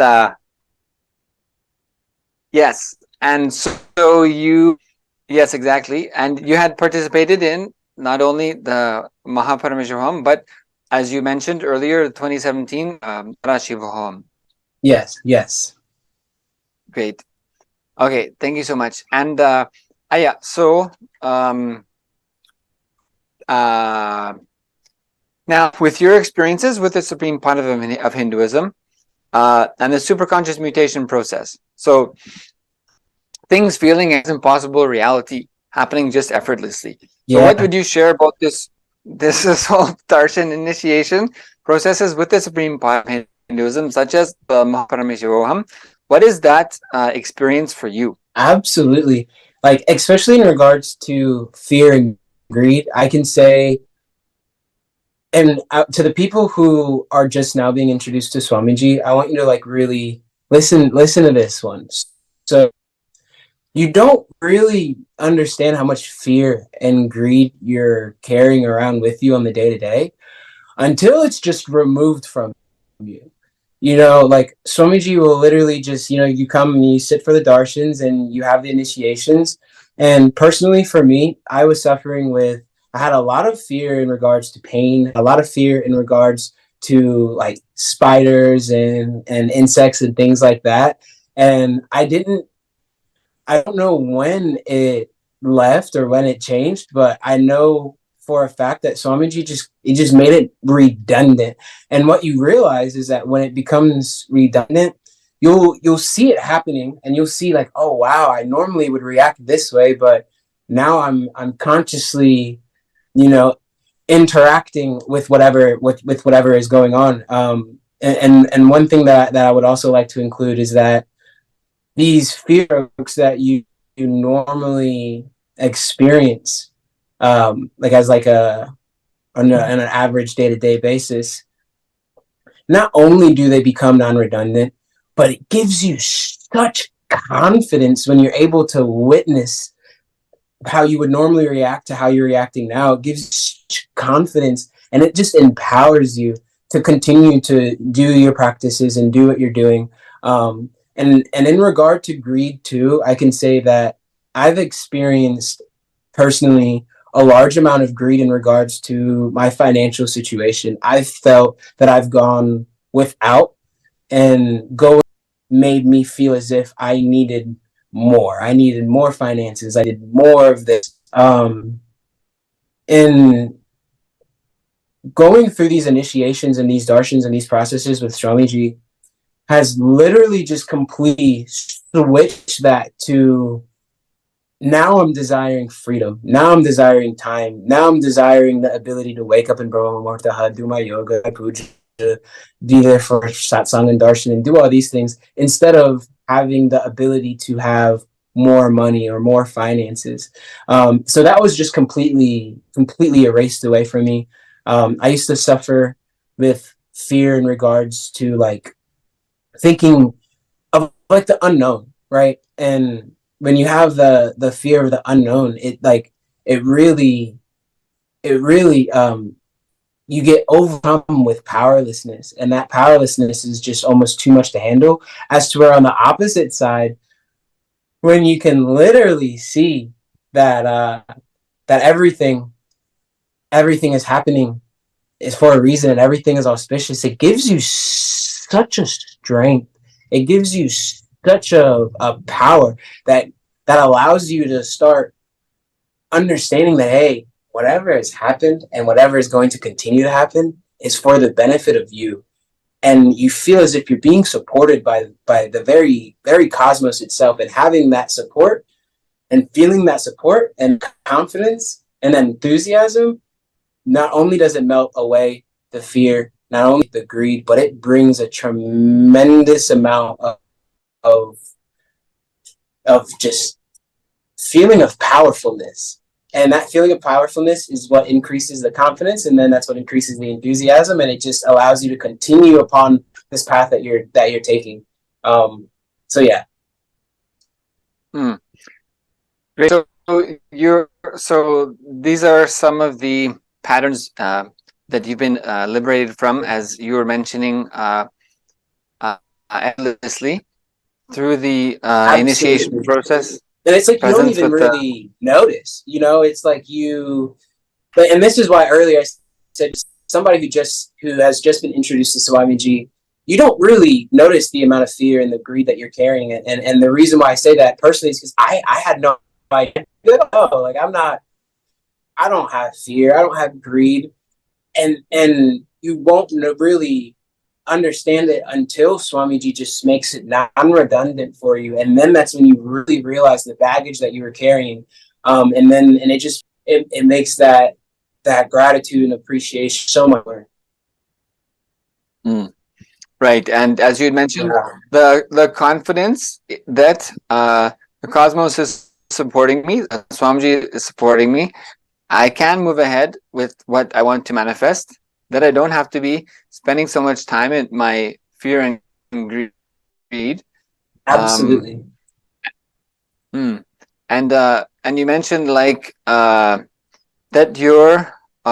your participation in the business world changed from having that fear that you don't have enough, that you haven't amassed enough, so that you have agreed to accumulate more and more and more and more, that this is actually a self-perpetuating pattern, so that when I have the cognition, the powerless cognition, that me accumulating more of external things is going to fulfill me.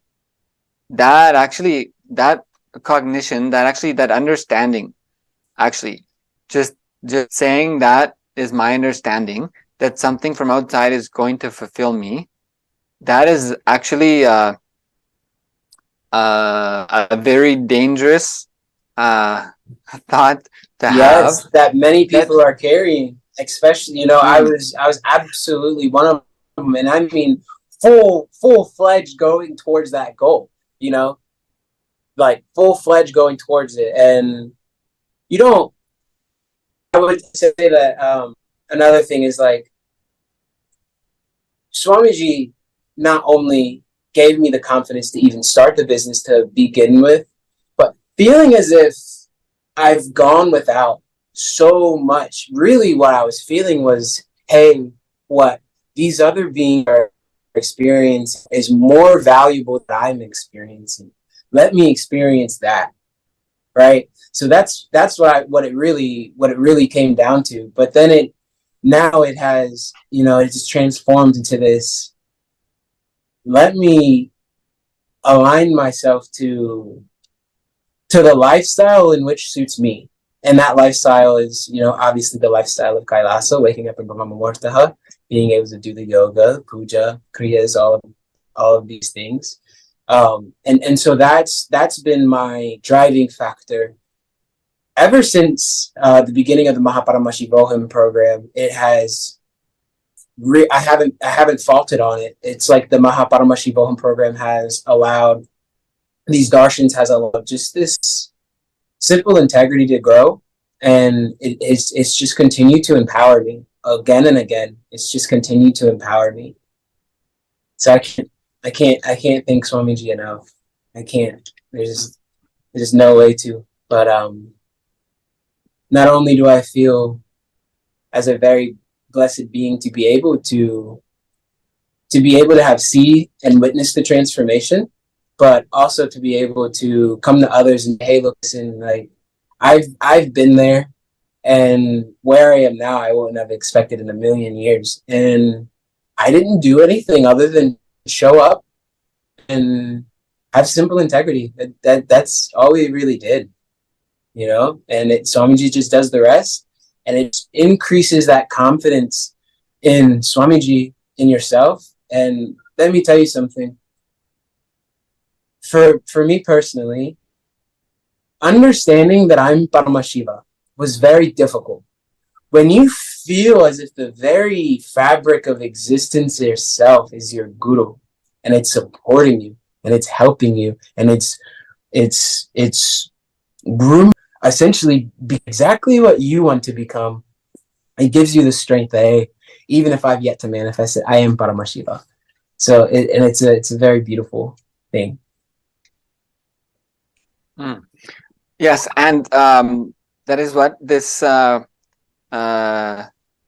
this cognition, understanding, that you mentioned, moving away from fear and greed. So rather than feeling like I need to accumulate more to more external things, that is actually perpetuating this cycle of fear and greed. But actually, that your focus had changed to, okay, now let me focus on the things that bring me inner fulfillment, the things that empower me to sustain that fulfillment and to live blissfully in my life. That's a huge shift, actually. Especially for a young person to come from effortlessly the experiences with the Supreme Pontiff of Hinduism. A complete shift on looking at life of, okay, all these things I see outside, actually none of them will fulfill me. Let me focus on what brings me inner fulfillment and to work for that. That is a huge transformation. It is. It's a massive transformation that required little effort by my part. Very little effort by my part. Exactly. And I know you had a lot of different beautiful experiences in your life, and in the Paramashivam with the Supreme Pontiff of Hinduism. We have a couple minutes. I don't know if you want to briefly share one of your darshan experiences or anything else. Love to. I'd love.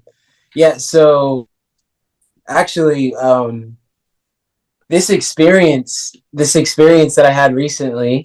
So I'm sorry. As I'm thinking about it, I feel as if it's happening again. So I'm sitting for darshan, and I'm just sitting, and I'm having thought. I'm like, you know what? Let me just drop from all these thoughts, and like, let me just be, and whatever happens, happens, right? So I'm sitting, and Swamiji comes on beautifully as always, and maybe 20 or 30 seconds go by, and every cell in my being just starts rapidly reverberating. I mean, vibrating at the highest intensity that I've ever experienced in my life, to the point where I didn't even know I had this many cells or this many. I feel as if it was cells, because I felt as if these very, very small things inside of me just vibrating, shaking. And there was a moment where it became so over that Janat and I was going to literally explode. I feel like I was literally going to just explode in all directions. And I remember I recalled, and I asked Swamiji, I said, hey, Swamiji, this is too much. Like, please lower it. Like, this is too much. And the second I asked that, the very second, it dropped down. And I settled myself and took a couple more deep breaths, and then I asked Swamiji, okay, Swamiji, I'm ready to raise it back up. it never got raised back up again. It never got raised back up again.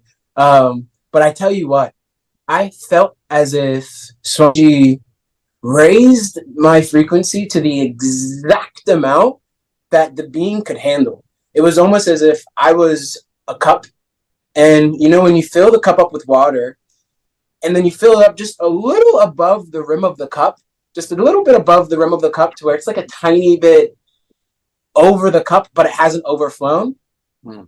That was me. I was holding more than I could handle. And it was so intense. It was such a beautiful experience. And yeah, I asked Swamiji to lower it down. And the second I did, he did. It just came right down. And I was experiencing, I was like, okay, I'm ready. And then asked for it to be raised back up, and it just stayed. And what that showed me was, hey, you know, Swamiji knows much better than me. I could have maintained it, but it was such a powerful experience that even after the experience, I feel as if anytime that I go back to recall on that experience, I feel that overwhelming sensation, and it was so much to hold. It changed my perspective on everything. After that happened, it was like, okay, whatever happens from this moment forward is purely through the will of Swamiji, and let me allow that to happen. So whether I view it as negative, whether I view it as positive, whether I view it as whatever it is, it goes back to the cognition of earlier, which is everything that happens is auspicious. Yes, exactly. Great. Thank you so much, Aya, for joining us today and for sharing experience. Thank you, Nithyananda. Nithyananda. Thank you. And with this, I'd like to welcome everyone once again to your intention into Paramashivam.org. So, with the space of powerfulness, your own declaration for what it is you want to manifest in your life, what it is you want to manifest yourself as for those in your life, and what those in your life want to manifest in their life for you being the cause of, to have the cosmic energy infused in you and the blessings of the supreme part of Hinduism, the superconscious mutation process. The possibility, as Jared is sharing about the disillusion, the redundancy of fear and greed, and understanding, having the experience that everything that happens is auspicious, and just deciding to hold on to that powerful cognition and take the next step. So first step is entering your into Paramashivam.org. Click the register link. You can also go to the events.kailasa.org/Mahaparamashivaham/registration. So that takes you directly to the registration page. Or you can go to the short link of Paramashivam.org and click register. So take that first step. First step is typing in the keyboard and clicking the link and enter your details into the registration form. If you need help entering into the registration, just type in the chat on the social media platform where you are that you need some assistance to register, and you'll be contacted.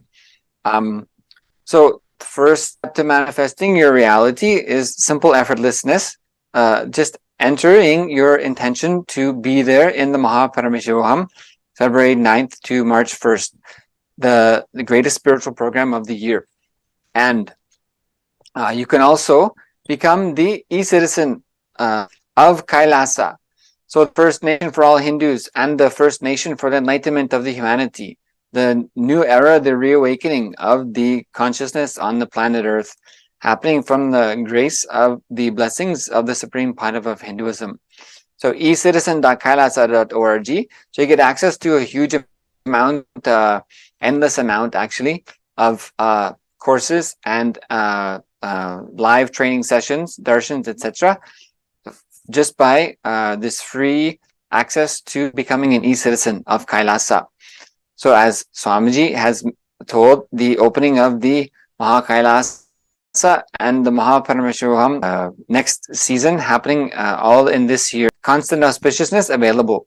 So paramashivam.org, enter your intention, and then sign up for your e-citizenship for free at the ecitizen.kailasa.org. So thank you everyone for joining us today. Thank you, Jared, for sharing your experiences.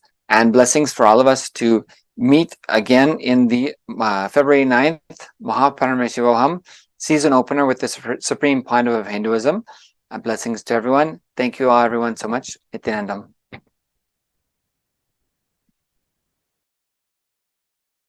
A more intelligently connected world leads to a brighter future. An enlightened humanity leads to a better world. During the Paramashivam program, we help people to discover their superhuman possibilities and help them to find and achieve the true purpose of their birth by giving them the techniques, practices, and methodologies from the Vedagamas, the original source scriptures of Hinduism. The Supreme Pontiff of Hinduism is reviving the ancient original Vedas and Agamas in all its glory, in a user-friendly way for the modern mind. The Supreme Pontiff of Hinduism is transforming human beings into divine beings, reviving, initiating, and replicating the 463 powers from the Agamas revealed by Paramashiva. The Supreme Pontiff of Hinduism is not just giving solutions for every problem man faces, but is making them irrelevant to their lives by transforming human beings into divine beings. Listen. Any argument presented by your mind, body, your present reality to establish you are not Paramashiva. You are not omniscient, omnipotent, omnipresent. Anything presented to prove you are not Paramashiva is illegitimate. Decide this. This is super determinism. Understand? Anything you declare as illegitimate will lose power over you, will die in few days, few minutes, maybe in few weeks, whatever few days it takes. It will not have power over you. Understand, this is the method for sudden enlightenment. This is the method for sudden enlightenment. It happens by the Shaktipada. Here Paramashiva is sitting to tell you all, you are Paramashiva, you are me, with Shaktipada and Shaktinipada. The Dvitiya Vijnasa Krama is an extensive and thorough yoga sequence to prepare your body to receive the experience being given by the Supreme Pontiff of Hinduism. Through the yoga, which is aligned as per the source scriptures laid down by Paramashiva and the Agamas, you break all the impossibility in your body and in turn break the very cognition of impossibility. The program leads you to go beyond your human frame and limiting human ideas, which prevents you from living your highest possibility. I will reach you wherever you are, whichever corner of the world you may be. I will reach you with enlightenment. I tell you, I am not here to prove I am God, I am here to prove you are God. Don't wait to become divine. Register now at paramashivoham.org. Since the beginning of time and space, Bhagwan Paramashiva, the all-powerful, all-pervasive, and all-knowing ultimate superconscious existence, revealed in the Vedas and Agamas, the source scriptures of Hinduism, the truths about himself and the manifested universe and its multidimensional and simultaneously existing dimensions and worlds, also known as parallel universes or vertical time zones. Trutyadi pratyayasyaartha kalo maya samudbhavaha. The Kala Tattva, which gives rise to the knowledge of various time zones and parallel universes such as Truti and others, is originated by Ananteshwara from the impure Maya. Bhagwan Paramashiva mentions that as we experience the various higher states of consciousness, we simultaneously experience the various time zones. We get transported to the parallel universes and experience the other dimensions of our own existence, of our own personality. Listen. Suvarloka is all about stable bliss, absolute health and stable bliss. Maharloka is all about the highest peak possibilities. Jana Loka is the place where you can exist in multiple bodies at a time. You experience oneness as the super reality. Tapaloka is that last struggle you go through. Sometimes you know you are Paramashiva, sometimes you just slip off, but again you say, I am Paramashiva.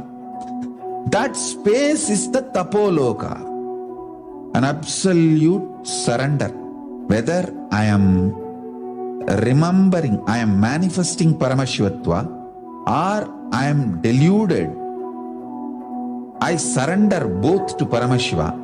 When you take that decision, you are lifted to Brahmaloka. You move to the Brahmaloka. The deep surrender lifts you to Brahmaloka. Then from there you move to Parandama, Vaikunta, and Kailasa, then Mahakailasa itself. The key to unlock these parallel universes is hidden in the spine of the human body. Human beings, only human beings on this planet Earth are empowered, hardwired, capable of migrating to parallel universe. Understand? Your spine is not only hardwired, capable of fuel, charged to lift you off to different parallel universes. Sukritan manavo bhutva jnani chen mokshamapnuyat chaturashita-laksheshu sharireshu sharirinam namanushyam vina yatra tattvahanantu labhyate. Of the 8.4 million body forms, the human body is the most important, for it is this form in which one gets knowledge of the essence. This knowledge of essence cannot be attained in any other form other than human. The possibility you have need to be told to you. Understand? Even though animals have spine, because the majority of the time they spend horizontally, the spine is not capable of getting fuel with fuel called ojas. The ojas need to be filled in your spine, and the kundalini need to be ignited for you to reach parallel universe and different vertical time zone spaces. When our state of consciousness is raised, we start experiencing these higher lokas, allowing the various possibilities and powers available in these universes to start expressing in our own human body. Recently, scientists have discovered that the human body, particularly in the brain, naturally produces light in the form of biophotons, and that when our state of consciousness is lifted, the brain moves from producing a normal 20 photons of light per centimeter square per second to more than 100,000 photons of light per second.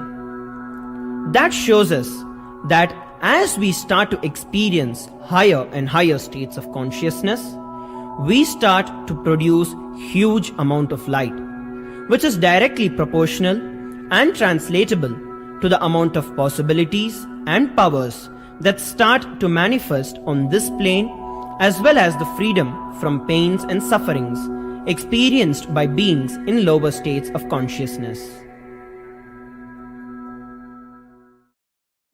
These higher lokas gives you various possibilities, powers. For example, visualize you going to a different country where the electronic gadgets are easily, freely available. So naturally, everything you can gain through the electronic gadgets will be available to you freely. Same way, Kamadhenu, Karpagavriksha, Parijata, all these are like different gadgets, possibilities available in different lokas.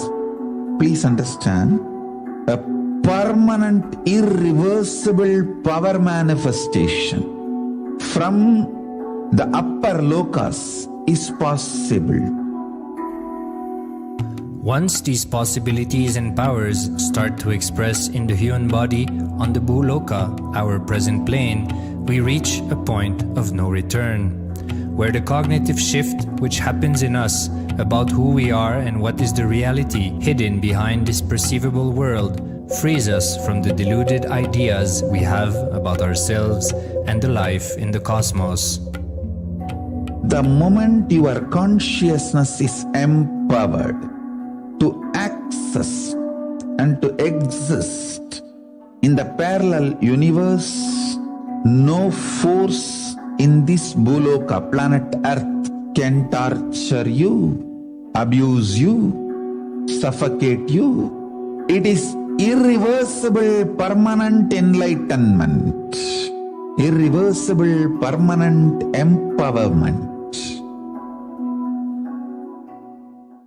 In the source scriptures of Hinduism, the Vedas and Agamas, Bhagwan Paramashiva reveals about the importance of being initiated by a guru who is fit of giving initiation for us to raise into the various states of consciousness and experience the higher time zones.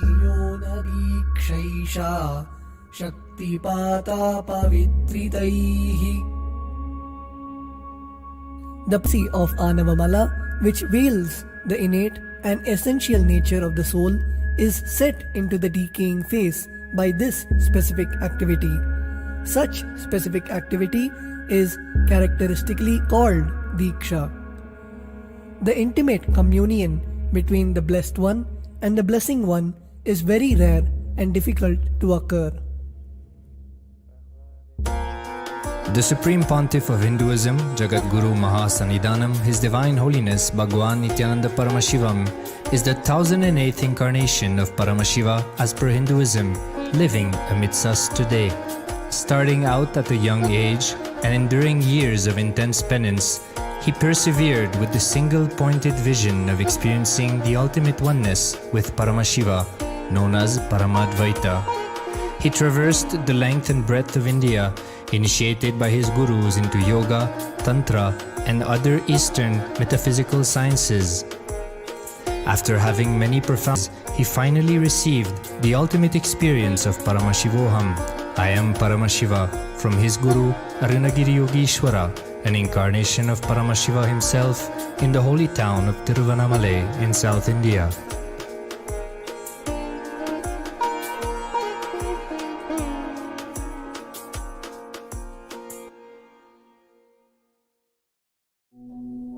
The brain is the body's most complex organ, containing more than 100 billion neurons, each of them in chemical and electrical conversation with up to 10,000 other neurons. Its sheer capacity to process the various happenings of life is astonishing. The scientific studies on the Supreme Pontiff of Hinduism's brain remarkably shows that the complexity presents no difficulty for the Supreme Pontiff of Hinduism in managing his brain's activity. The Supreme Pontiff of Hinduism's capacity to control his brain is very fluid. He can easily shift his brain function and alter his brain waves, allowing the travel into various time zones possible and effortless. The results from the scientific studies conducted on the Supreme Pontiff of Hinduism show that the human body and brain is able to choose to alter the body and to travel to other dimensions at will. The possibility for people to experience the healing capabilities as well as the higher states of consciousness is an event of immense benefit for humankind. The science of altering the rates and progression of many physical diseases, mental instabilities, and ultimately the superconscious breakthrough has now been made available and achievable for today's humanity. The Supreme Pontiff of Hinduism is a bridge between the visible and the invisible. He is also a bridge between the age-old world of mysticism and the modern world of discovery. As brain your present reality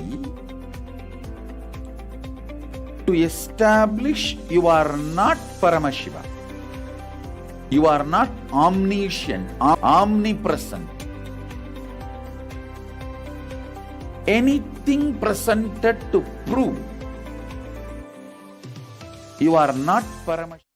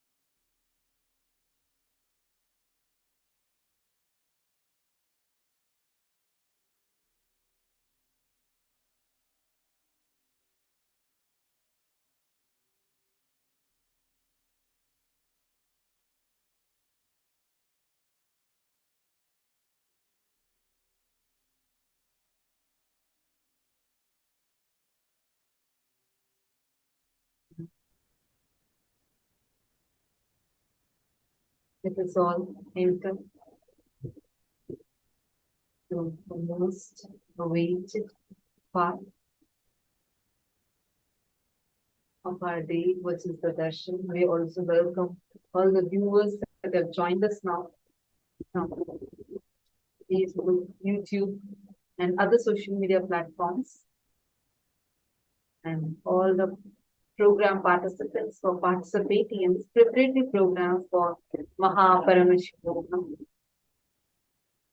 Now all of you are intensely doing the visualization process in the program. Just hold on to that. Now, in a few minutes, we are going to be entering into the Samadhi Darshan of the Saptatandava Murthis of Paramashivam. We are going to be having Sandhya and Nritta Murthy Darshan. Now, we are going to be chanting the Dhyana Shloka of Bhagavan Sandhya and Nritta Murthy during the Darshan. Please sit with your head, neck and spine straight line as much as possible and just be there. Enjoy the darshan and do not get distracted with anything else. Darshan is the most powerful and intense happening. Just be there. Now let's start. Let's enter into the darshan preparation, the chanting with Dhyana Shloka. चतुर्भुजं त्रिनेत्रं च जटामकुटभूषणम् अभयं डमरुसव्ये वामे पिञ्च सविस्मयम् अपस्मरं विना पीठे वमाङ्गया कुञ्चितं स्थितम् ऊर्ध्वे तु दक्षिणं पादम् अपव्याव्याङ्गं तदा तत्पादं कुञ्चितं वात सर्पकङ्कणभूषितं सन्ध्याताण्डवमेवं स्यात् वर्णादिपूर्वं भवेत्.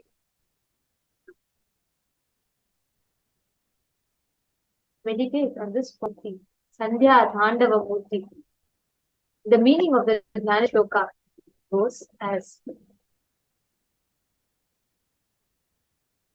I meditate on the form of Sandhya Nritta Murthy, who has 4 hands and 3 eyes and is adorned with the crown of jatas. In his right hand he holds a Abhaya and Dhamaru. In his left hand he holds a peacock feather. Apasmara is present without a peetam.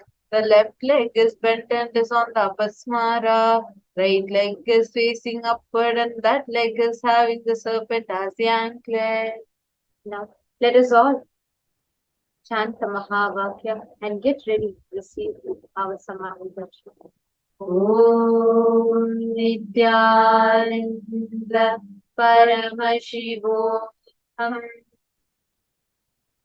Om Nithyananda Paramashivam. Om Nithyananda Paramashivam.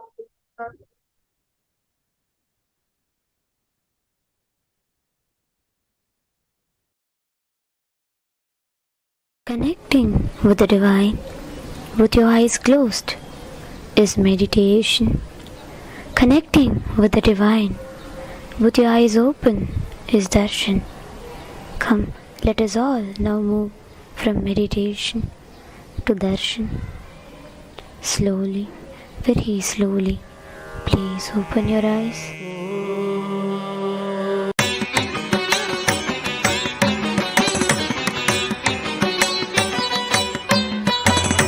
மன்னாதி பூதமோடு விண்ணாதி அண்டம் நீ மறை நான்கின் அடிமுடியும் நீ மரியும் நீ ரவியும் நீ புனலும் நீ அனலும் நீ மண்டலம் இரண்டேழும் நீ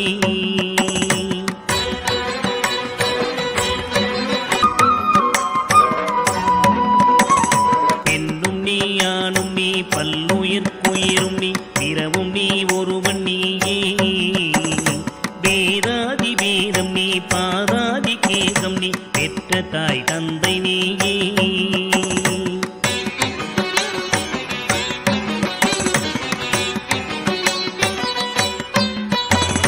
பொன்னும் நீ பொருளும் நீ இருளும் நீ ஒளியும் நீ போதிக்க வந்த குரு நீ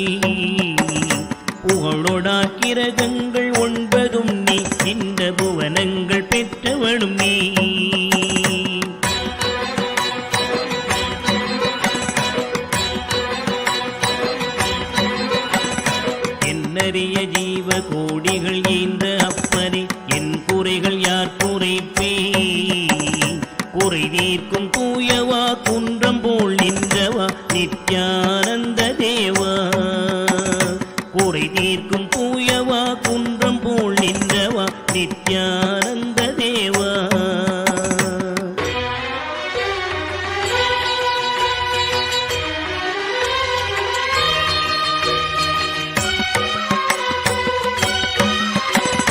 மானாட மழுவாட மதியாட புனலாட மங்கை சிவகாமியாட மானாட நூலாட மறையாட திரையாட மறை தந்த பிரம்மனாட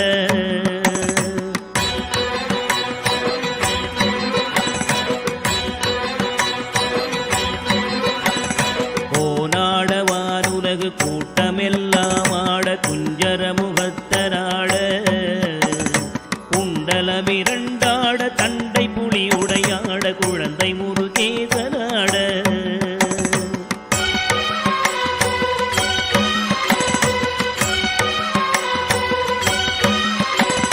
ஞான சம்பந்தரோடு இந்திரர் 18 முனியாட பாலகராட நரை தும்பையருமாட நந்தி வாகனமாட நாட்டிய பெண்களாட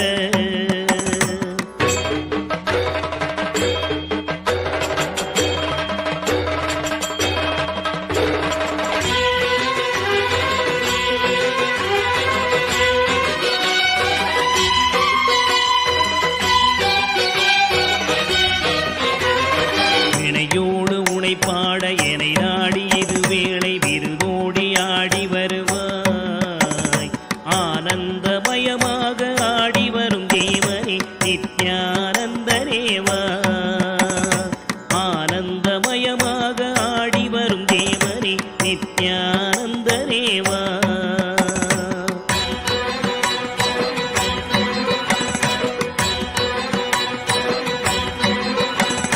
கடலென்ற புவி மீதில் அலையென்ற ஒரு கொண்டு கனவென்ற வாழ்வை நம்பி காத்தென்ற மூவாசை மாறுதச் சுழலிலே கட்டுண்டு நித்தம் நித்தம்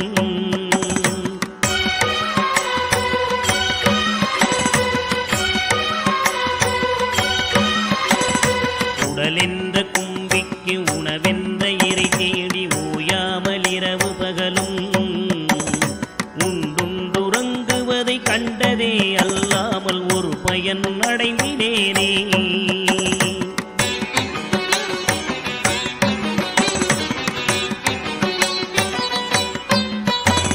தடமென்ற விடிகரையில் பந்த மாசங்களெனும் தாபர பின்னலிட்டு தாயென்று தேயென்று நீ என்று நான் என்று தமியேனையும் வண்ணமா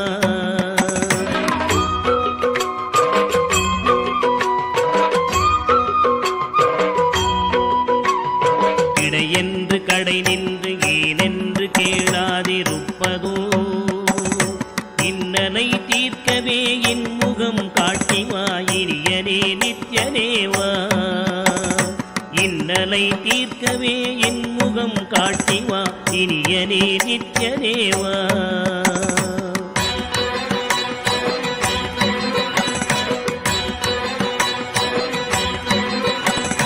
பம்பு சூனியமல்ல வைப்பல்ல மாரணம் தம்பனம் வசியமல்ல பாதாள வஞ்சனம் பரதாய பிரவேசம் அதுவல்ல ஜாலமல்ல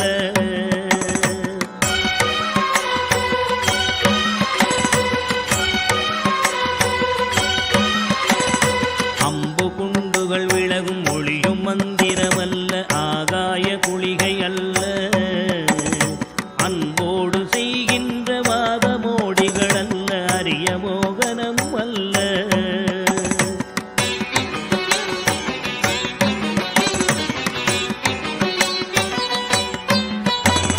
கும்பமுனி மச்சமுனி சட்டமுனி பிரம்மரிஷி கொங்கனர் புலிப்பாணியும் கோராக்கர் வள்ளுவர் போகமுனி இவரெல்லாம் கூறிடும் வைத்தியமல்ல என்பனது உன்னடி விட்டு நீங்காது நிலை நிற்கவே புகழ வருவார்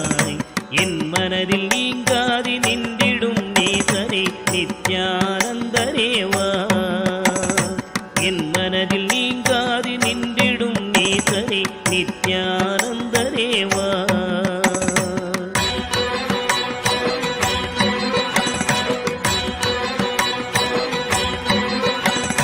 நொந்து வந்தேன் என்று ஆயிரம் சொல்லியும் செவியென்ன மந்தமுண்டு.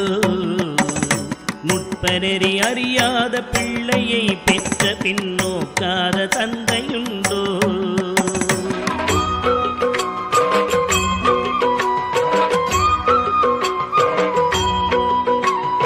தந்தமும் தஞ்சம் என்றடியை பிடித்த பின் தளராத நெஞ்சமுண்டோ.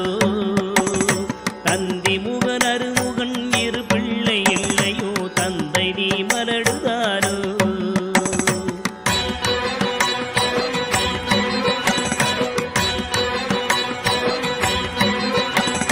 விந்தையும் ஜாலமும் உன்னிடம் இருக்குதே வினையொன்றும் அறிகினேனே. வேதமும் சாஸ்திரமும் உன்னையே புகழுதே வேடிக்கை இது வல்லவோ.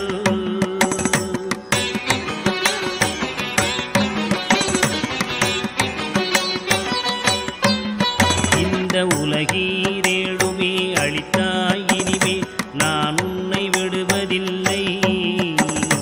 எப்பிறவி எடுத்தாலும் உன் பதம் வேண்டுமே நித்யானந்த குருவே.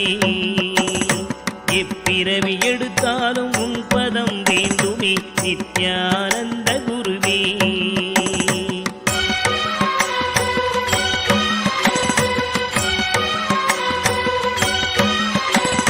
வழிகண்டு உன்னடியை துதியாத போதிலும் வாஞ்சையில்லாத போதும் வாலாயமாய் கோயில் சுற்றாத போதிலும் பஞ்சமே செய்த போதும்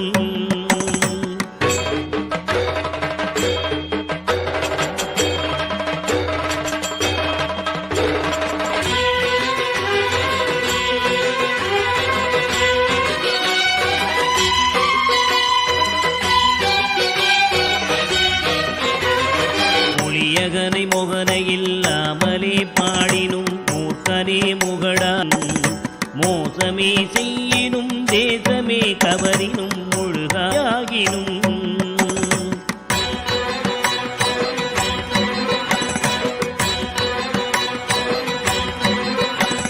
பழியன கல்லவே தாய் தந்தை கல்லவோ பார்த்தவர்கள் சொல்லார்களோ. பாரறிய மனைவிக்கு பாதி உடலீந்தரி பாலகனை காக்கோனாதோ.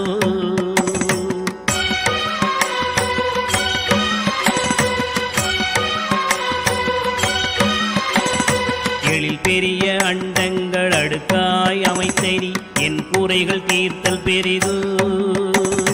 என் குற்றம் போக்கியே என் மனம் குளிர வரும் நித்யானந்த குருவே. என் குற்றம் போக்கியே என் மனம் குளிர வரும் நித்யானந்த குருவே.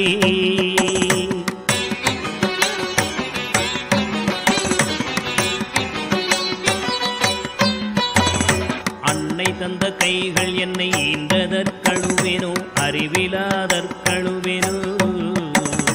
அல்லாமல் நான் முகன் தன்னையே நோவேனோ ஆசை மூன்று கழுவேனோ.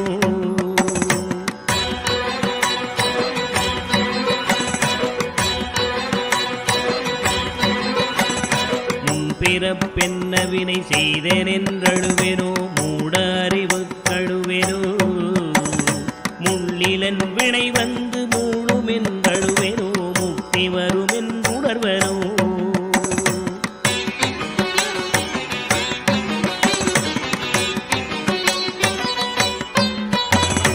தன்னை நுந்தழுவேனோ உன்னை நுந்தழுவேனோ தவமென்ன என்றழுவேனோ. தையலார் கழுவேனோ மெய் வளர்க்க அழுவேனோ தரித்திர திசை கழுவேனோ.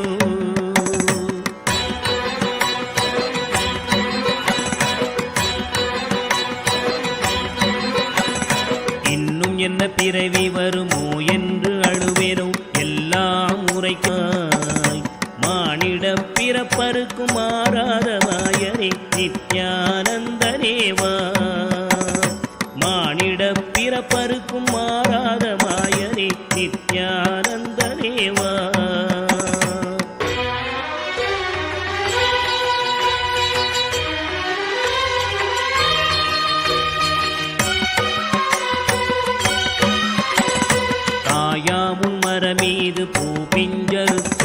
கண்ணியர்கள் பழி கொண்டேனோ, கடனென்று பொருள் பறித்தே வயிறு எரித்தேனோ, கிளை வழியில் முள்ளிட்டேனோ.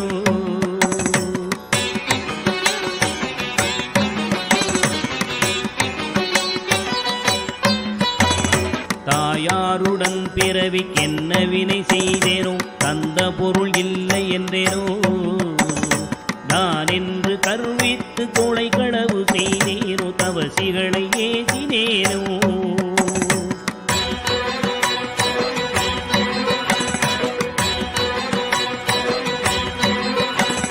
வாயாரப்பை சொல்லி வீண் பொருள் பறித்தேனோ, வானவரை பழித்திட்டேனோ, வடவு போல பிறரை சேர்க்காதடித்தேனோ, வந்த பின் என் செய்தேனோ.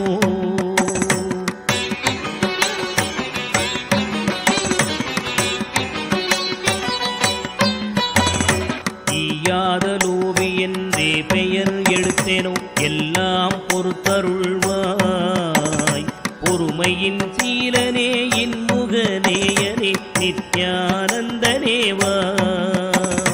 பொறுமையின் சீலனே இன்முகநேயனே நித்யானந்தனேவா.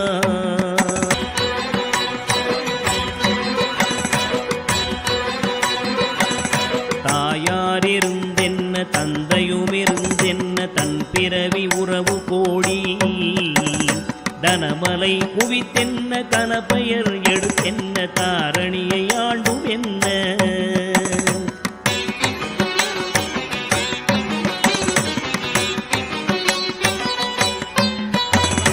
சேயர்கள் இருந்தென்ன குருவாயிருந்தென்ன சீடர்கள் இருந்தும் என்ன. சித்துகள் பலவும் கத்தென்ன நித்தமும் விரதங்கள் செய்ததென்ன.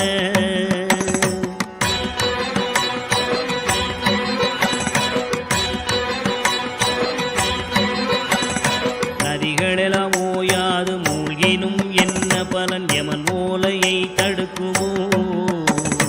இதுவெல்லாம் தந்தையின் உறவென்றுதானே உன்னிரு பாதம் பிடித்தேன்.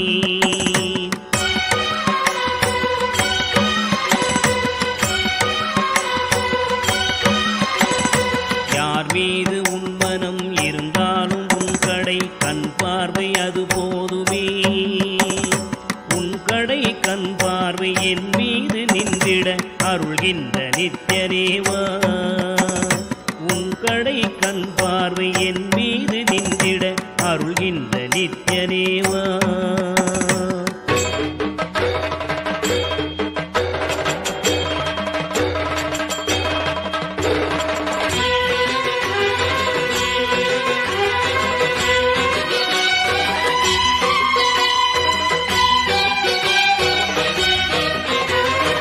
இன்னமும் சொல்லவோ உன் மனம் கல்லோ இரும்போ பெரும் பாறையோ.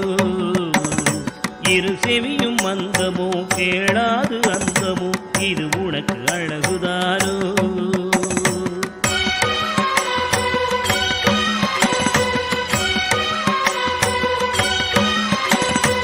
என்னென்ன மோகமோ இது என்ன சாபமோ இதுவே உன் செய்கைதானோ.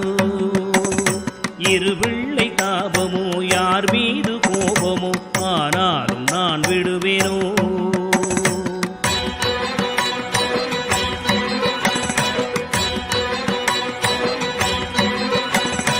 உனை விட்டு எங்கு சென்றாலும் விடலாவேனோ, உனை அடுத்தும் கெடுவேனோ. இது உன் குற்றம் என் குற்றம் ஒன்றுமில்லை, உற்றுப்பார் பெற்றவையா.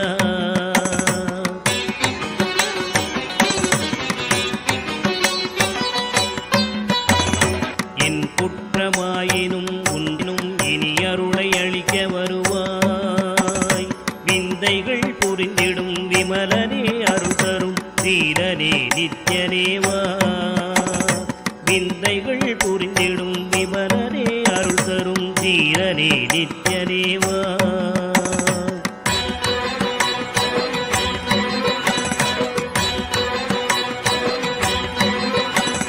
சனிராகு கேது புதன் சுக்கிரன் செவ்வாய் குரு சந்திரன் சூரியன் சற்றெனக்குள்ளாய் சமமாக்கி ராசி 12ஐயும் சமமாய் நிறுத்தியுடனே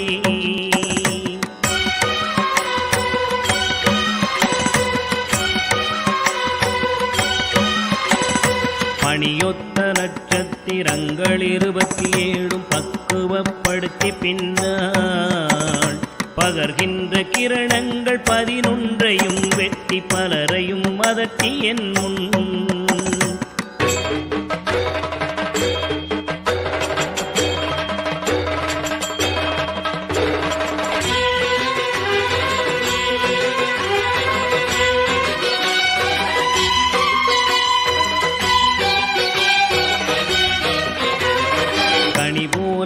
பேசி கெடு நினைவு நினைக்கின்ற கசடர்களையும் கசக்கி கர்த்தனின் தொண்டராம் தொண்டர்க்கு தொண்டர்